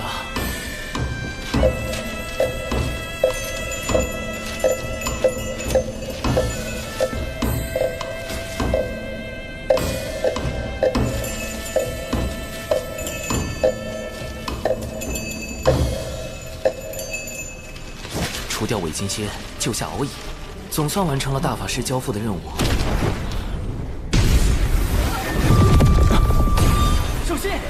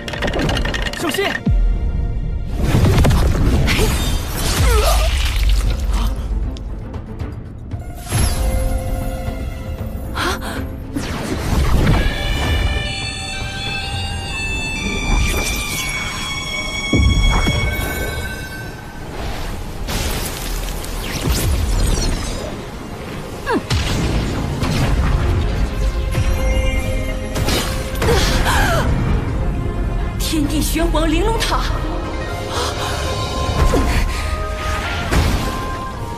他真是玄都小法师。太清圣人什么时候又收了个徒弟？这就走了？还好有大法师给的这层外挂。二太子殿下，二太子殿下，臣护驾来迟。原来道友是人教高手。 一定要禀明父王，好好答谢。贫道还要找陛下复命。敖乙殿下，咱们就此别过。陛下，除龙族外，洪荒有此称呼的，天庭的玉帝陛下。不直接点出救兵是玉帝小师叔派来的，而是让敖乙自己退出，既降低龙族警惕性，又增加天庭好感度。 这分寸拿捏得很到位。龙族上天的重任非你不可，我赠你一门神通，此为天罡36法之撒豆成兵。另外，日后若有麻烦，可亮此牌。保命底牌加1，我这玄都小法师也算是持证上岗了。弟子谨记。不过也不用太担心。 西仿教暂时不敢对道门出手，他们豢养血赤黑纹，残害道门弟子之事，我已告知老师和阐节两教的圣人师叔。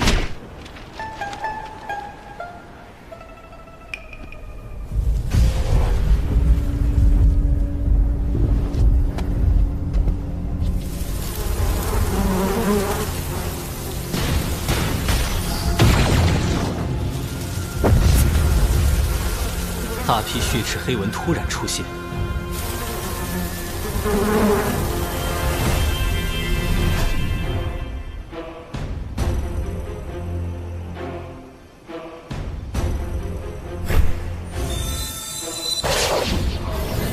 西仿教此时将他们放出，难道是孽畜？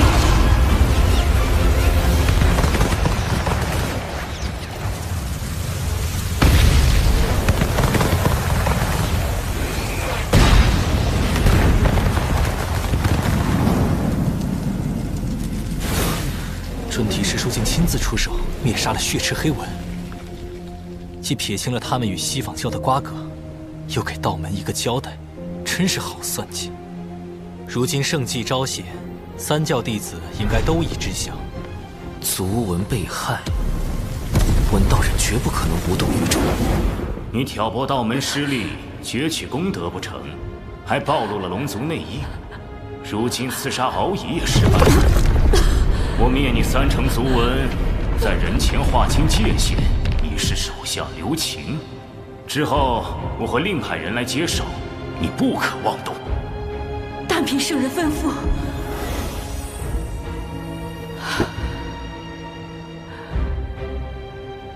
我受尔等驱使，去反造灭族之嫌。那不如拼死一搏，救出尊稳，离开洪荒。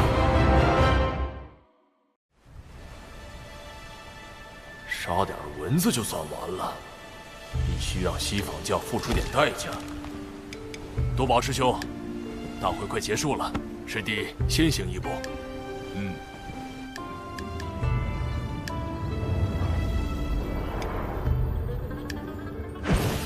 总算回来了，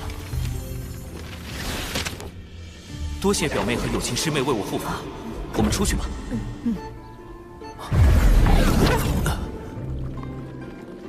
怎么刚和大法师分别就有事交代了？不对，是他师父太清圣人。这对师徒怎么都爱突然传信啊？不过大法师只会发短信，太清圣人已经开通5级发视频了，修为高低一目了然。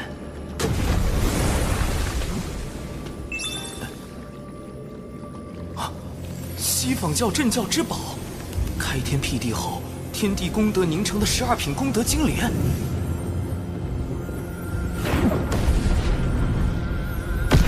这不是封神大劫中文道人啃金莲的情形吗？太清圣人这都能推演出来，不愧是洪荒战力天花板级别的大佬。但为何把画面传给我呢？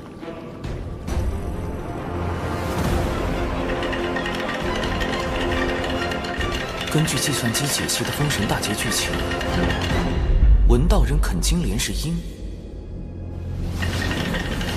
道门得存是果。难道是我多次破坏了文道人计划，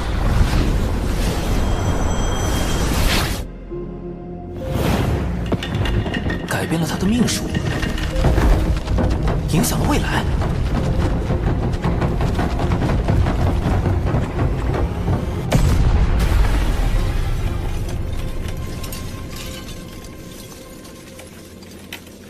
渡仙门，太清圣人定是算到了这个变数，才让我出面干预。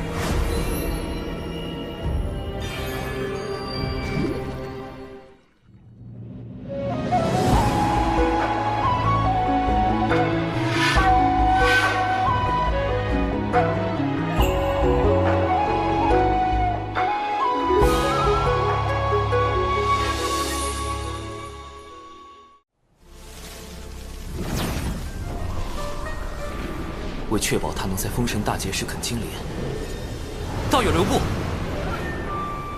我最好将他收归己有。南海海神，那天我去海神庙杀你不成，已经自己送上门来了。道友被西坊教当众割席的滋味，如何？怎么，你是来落井下石的？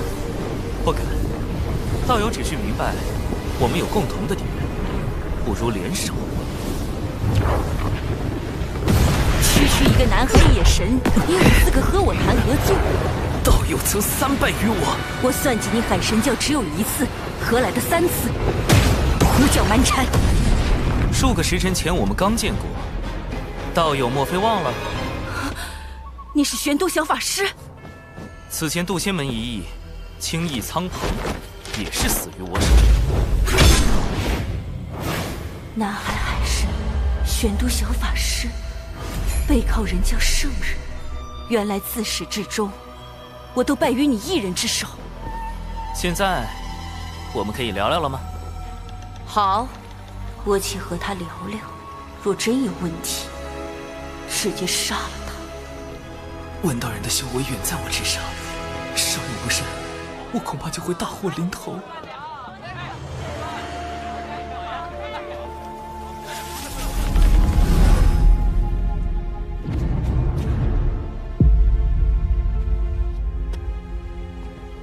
他为何带我来人族地盘？